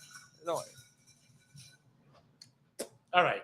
So what we're doing now Thank you, Dawn. is we're going to rate. We're going to rate. What happened to my mapina that was on the floor? You know what a mapina is? No, but A mapina is like an old Italian saying for that little rag that you have around that you used to wipe everything up. Oh yeah. All right. So we're going to rate not the Tito's because it's really doesn't have much of a flavor to it. I mean, Tito doesn't really need a rating, does it? No, it's our. I was going to use the Juju vodka, the same person that does our gin. Wait, spell it. J-I-U J-E-W No. J-E-W. No. I don't know what your fixation is with the Jewish people, but if I could say one thing about the Jews. Oh, here we go. No, you can't. Why do they constantly support Democratic candidates when they're the majority of the? I think it's the majority. That is true, actually. Are anti-Semitic or endorsing all of these hate to Jews at the colleges and all this stuff are left-leaning. Why do they still vote that way? Dawn, can I get some ice? When are they going to smarten up? You need some ice for your Calypso? Yeah, I need a Calypso. X-Freed, what other flavors do they have? Because let me just tell you something. The more south you go, the sweeter the peaches get. Millions of peaches. That sounds kind of dirty. If that's true, why stop at the south? Keep going, I say, straight down to the islands. But if you end up sipping a southern peach with a penguin, stop. You've gone too far. And then this says, stuff already sounds like too much work. He said, well, I need a Calypso. I need a Calypso setup over here. What do you mean? I thought you had it already. Oh. No, I don't. Oh, you don't? Oh, okay. So Freed says, I always get the peach lemonade. Oh, come on. Stop being a copycat. Drink it by itself first. Paradise Punch lemonade is awesome. Paradise I mean, Punch lemonade? Yeah, what is this? This is this guy. This is from Mo, so I know what I got to do here. There we go. All right. This might be the last of Turks and Dan's Tito's. If Dan's listening to me, make sure I see Dan. Come see me before you leave. I have a wonderful shirt for you by a company called Hardcore Italians. I love what they do. It's like that other company that does the Mexican stuff, all the Mexican stuff. It's the hat I have that says no beer, no work in Spanish. They do like that stuff. This is no Italian. cerveza, no trabajo. Right, no beer, no work. I wear that hat. People love it. And this shirt, I got a shirt for Dan that I've had for like a month that I've been trying to give it to him. I heard him banging around upstairs before. So if Dan is around, Dan, if you're listening, come on down. Maybe you get involved, Dan, with a little Calypso peach lemonade. We're doing a review right now. Tropical mango lemonade is good. All the flavors are good. Sounds like Mike Fried's trying to get pick a fucking side, Mike. Yeah. With the fucking. I mean, really. I love everything and everyone. I love all of God's creatures, even cockroaches, even the non-Jewish ones, and the shapeshifters, and the shapeshifters. All right. You know, we should have used Juicy Tits vodka. Oh, no. Wait, how do you spell that? Is it Juicy? J-E-W? No, it's not. J-E-W-C-Y? No, the Juicy. It's J-O-O-I-C-E-Y? Or Y. All right, let me tell you, Juicy. I can go Blue, secure that out of the green room. I got a bone to pick. I got a bone to pick with Juicy Tits. Go with it. We had him on. Mike Campy brought in. I hope everything's going good. Dawn just tripped and fell right into the fucking green room door. And now, Campy. And now somebody somewhere in the Middle East is getting 17 cents. Uzbek. Anyway, what was I saying? Juicy Tits. Yeah, no, they did us dirty, bro. Somebody drank it all anyway. It's empty? Yeah, it wasn't me. Wow. All right, so look, Juicy Tits. They did us dirty. Juicy Tits, right? We really plugged them big time. They're a small company. They're made in America. Follow them at Juicy Tits Vodka and juicytitsvodka.com. Party for a purpose. We 100% support the mission, but why are we not getting any reciprocal love from Juicy Tits Vodka, Mo? What are we playing? Can you stop? Stand still. When you're lost in a store, stay in one place. Just looking at my beard. Oh, yeah, go ahead. All right, Juicy Tits Vodka. Come on, Juicy Tits, show us a little love. Anyway, that's why we didn't use Juicy Tits today, and we used Tito's, because Tito's sends us free vodka. If you're not patrolling with Juicy Tits Vodka, you're doing it wrong. All right, so now we're all going to try the Calypso Taste of the Island Southern Peach Lemonade. So look at Freed. He can't stop, bro, with the Calypso shit. Look at him hashtagging in the comments. He can't stop, bro. Mike the Cops Booze and Beer Review, special edition Mike the Cops Mixer Review. All right, here we go. Here you go, buddy. That's my deer call. Okay. He loves it. Let's try now. Oh yeah. Oh boy. Oh yeah. Now let me say this. Let me say this to you, Mo. Let me say this. Can you? Oh my God, that is fucking delicious. Can you say this? Let me say this. Can I? I can say this. Let me say this. Got it. If this was frozen in a frozen drink and they cut a piece of fresh, delicious, juicy peach and put it on the glass like a slushy type thing. Like they do with the limes and the lemons, a nice piece of peach. Ooh. Right here, right? Juicy peach. That would be amazing. Much like juicy vodka, which we're not going to fucking talk about anymore. You know what, Mo? That's it. No more Juicy Tits until they reach out to us. Well, now it's got juicy ass. I hear footsteps. Is Dan coming up the stairs? Juicy ass? She's got some gap on her, huh? Oh, yeah. Is Dan coming upstairs? I heard some kind of banging. I didn't lock down there. I didn't lock it. No. Oh, all right. It's either he's coming up or his aboriginals are moving the sheetrock around. Oh, a lot of things, a lot of action happening up there. All right. Without further ado, I'm going last, first of all, by the way. 1 to 10, you're rating it as a mixer. So your comments after your score should be relatable to this being used as a mixer. And you can talk about it as a standalone drink if you want. By the way, I had one of these already at home. I loved it. Now it's even better with vodka. But go ahead, Mo. You go first. Why do I got to go first? Apparently, Freed has gone first before all of us. He can't stop. He's very much about the Calypso. The Calypso. Yeah, he's. And I got this like in the dollar store. Is this like? Did they make this? Is this in like? Oh no! Wait a minute. Nope. I got this in ShopRite's. Interesting fact, Blue. The largest ShopRite in the history, in the whole United States, in the whole world. The largest ShopRite in my town, or right down the bottom of the hill for me. Broadheadsville, Pennsylvania, is the largest ShopRite in the world. Look it up. How the fuck is that even a thing? Look it up. I don't know. I seen it on a billboard. The largest ShopRite in the world. Look it up to see if it's factual. I heard that in Stroudsburg they built a shop right there, and they added an extra 10 feet just so they could be the largest shop right in the world. And Broadhead's, yeah, it's 95,000 square foot store. It said Broadhead's nearly double the size of the next one. boom, booyah, right in my town, Mo. Yo, how about the real time fucking stats coming up right now? I love this. Like this is almost like a real podcast now. Almost. Where the person does the things and they bring We're it up getting right there. in the moment. We're Yeah, getting we're there. moving I mean, Slowly we're but moving surely. you're great on the ShopRite stuff. Shitty at like real life police I know. stories. All you But had to we'll do was try. find out And that something was your about the own Karen segment. Reed trial. And That was your it. own, and that was your own segment that you fucked up. Your own segment. All right. All right. listen. So what are we doing here? So we're rating just the mixer, just so you're Calypso. saying, right.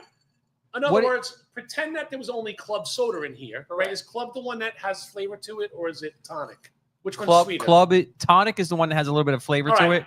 So say you Club had, is the like- one that all right, everybody So say you had uses. a lime tonic in with this.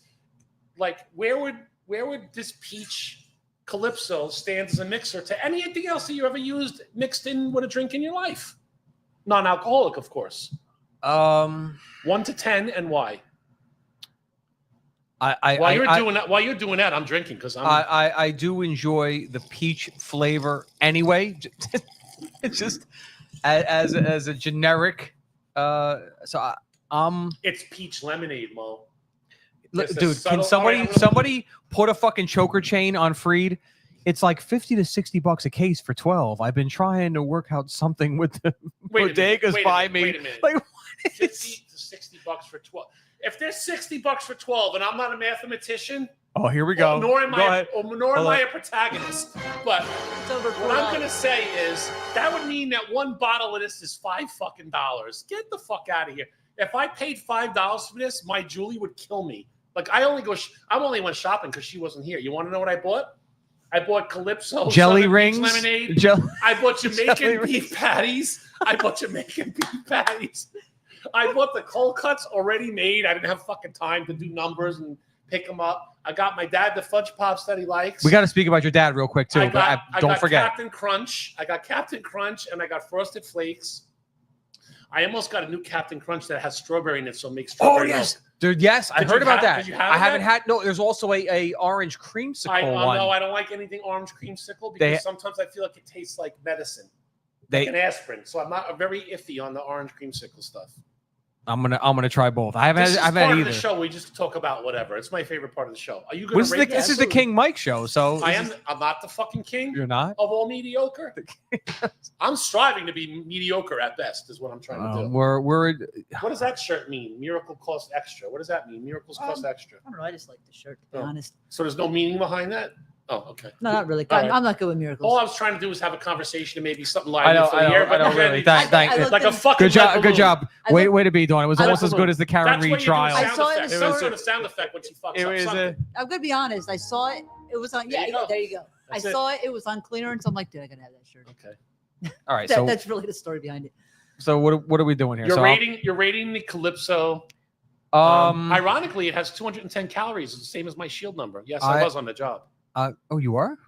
How much sugar? Oh my god. Yeah. Don't don't Well, say. Don't let's say. all right, let me do this. No, Let me do this. don't Wait, say. Before you rate it, right? Let me do this. Guess how many grams of sugar is in one 16 fluid ounce bottle, 1 pint of Calypso Taste of the Sun Island. It's plus or Southern minus Peach. 100. I'm gonna go. Wait, Price is Right rules are in effect. Right. Now I we're know. not Closest to talking the about- actual retail we're without not going talking over. We're talking about including added sugars. So Right. all, not just what was in The it. total sugar. Total sugar. If you go over, you're out. And there's no protein, by the way, in the zero. Over and you're out. I'm gonna say 110 grams of sugar. Okay. I'm gonna say 54. Okay. You both lose. Well, you lose in the total sugars because you said 54. So you're under. So you'll win in added sugars. 101% counting added sugars. Jesus. 101%. So if you drank Oh, that percent, I bottle, thought you you meant drank. grams. Yeah, I thought you meant grams as well. Well, okay, 51 grams. Oh, so I'm over. What did you say? I said They're 54, both so I was over you're by both 3. over. We're both I say over. 49. I won. No. All right, so rate it. course now. Wait, you were looking at it. I know. I cheated. I cheated. It's my show. I'm the fucking king. I can do whatever I want. Oh, King Mike. It's Yeah. not King Mike Day. Come on, just having a little lighthearted fun here. Don't get fucking crazy. What is It's the only kind of fun I know how to have. There's another kind. Nope. Is there? There's not? There's not. There is? All right, so Um, what are you rating this? It's in the 8s for sure. It's not in the 9s. Okay. I'm going to say 8.3. 8.3, I think, is a very solid score for that. I don't know if you know this, but there's real lemon bits in this.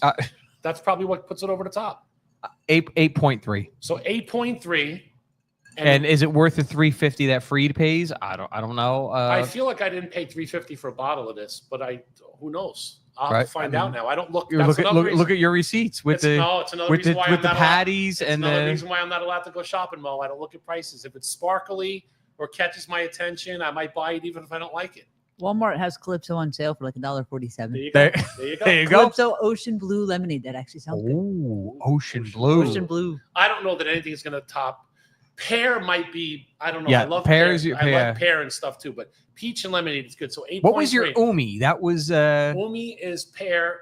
no purple. Yes, it was purple, and I thought it was pear Umi, made from pear. I got to double check. I don't think it was. What's that thing called the after dinner drink? What do you call that? Deej's Teeth. Yes, it's Come on, bro. See, check out the I didn't know Protagonist, Yeah, but Deej's Teeth somehow I know. And you can mix it with other stuff. Umi, look that up. UME. Check out it's the purple. brand Onmo. All right, so go ahead. What are you giving? He gave it an 8.3. And while you're doing that, you while say you're why? rating, look up Umi. UMI. No, UME. I thought it was. UME. I Just think it's UME. UMI, isn't it? No, I think it's UME. It's good stuff. Can you do that? All right, Ring- yeah. UME Please don't have is dead air. I scooters. mean, Can you do that? And That's ring- scooters and sushi and all of that. So I think it's UMI. Okay. But anyway, my rating, I would say probably like an 8.7. Wow, 8.7. 8.7 is Yeah, high. I like the flavor of it. I do. I mean, it might be pretty good if you put a little bit of grenadine in.